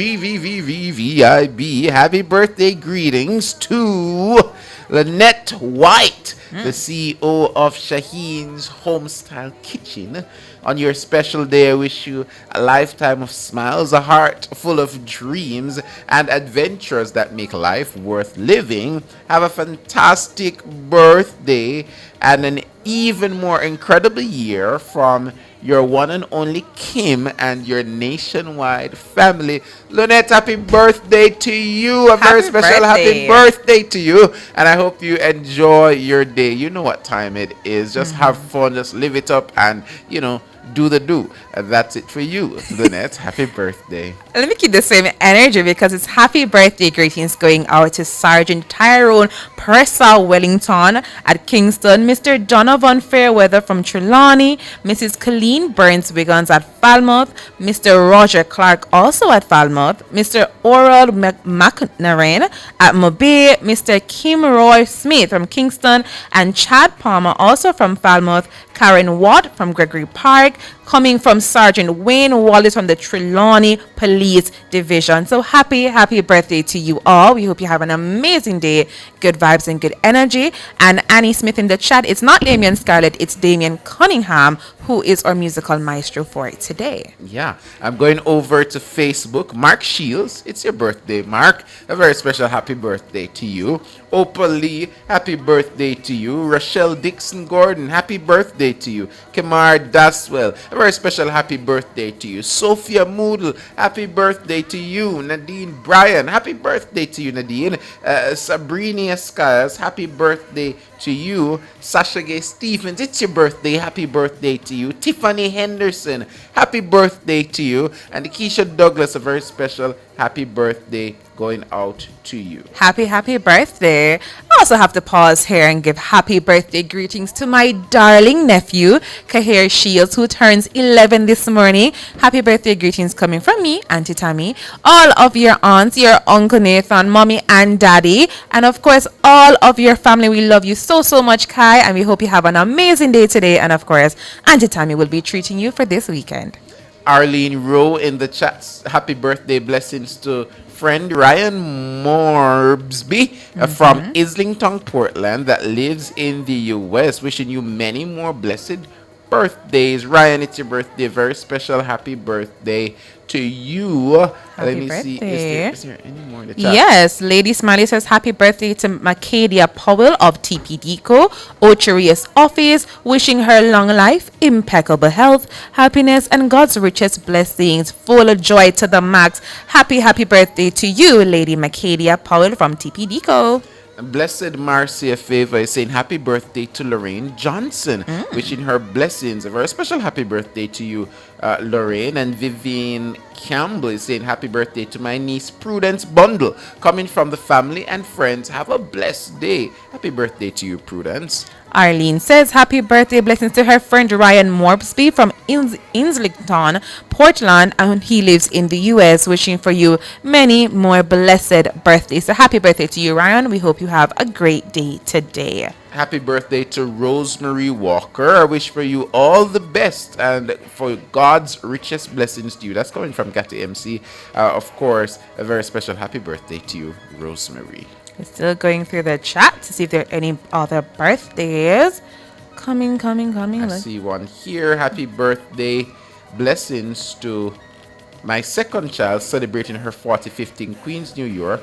Wishing you a more blessed birthday. You're getting old. That's coming from Arlene Rowe. Arlene, they didn't send a name, but all right. Wishing Arlene's amazing and awesome daughter a very special happy birthday. All right. Happy birthday to everybody who's celebrating a birthday today. And if you also happening to be celebrating an anniversary, happy anniversary to you. Sandra, do you see any more birthdays? No, I think that's all we have for birthdays this morning. So if you're celebrating today, August 13th, this is Thursday the 13th, I wish you a very, very special happy birthday, a very special happy anniversary. And yes, Arlene, so just say it at the top. Well, all right, Arlene, I see you. I see you. Happy birthday to your daughter. I think we got it already.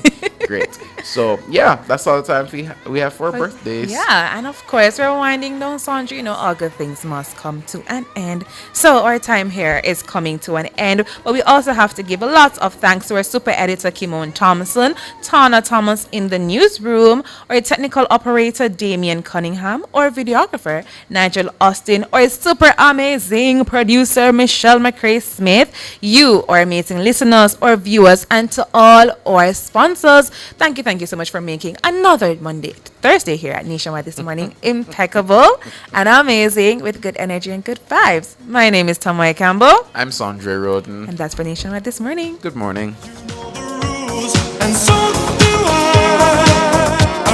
You just heard Nationwide this morning on Nationwide 90 FM.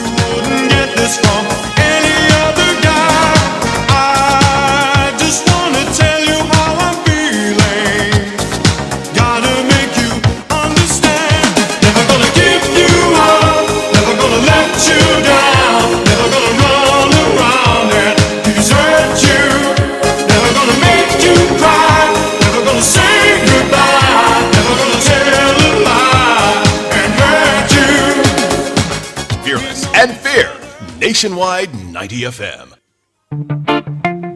Marathon runners, walkers, wheelers, and good deeders, lace up your running shoes. A new 5K has entered the chat.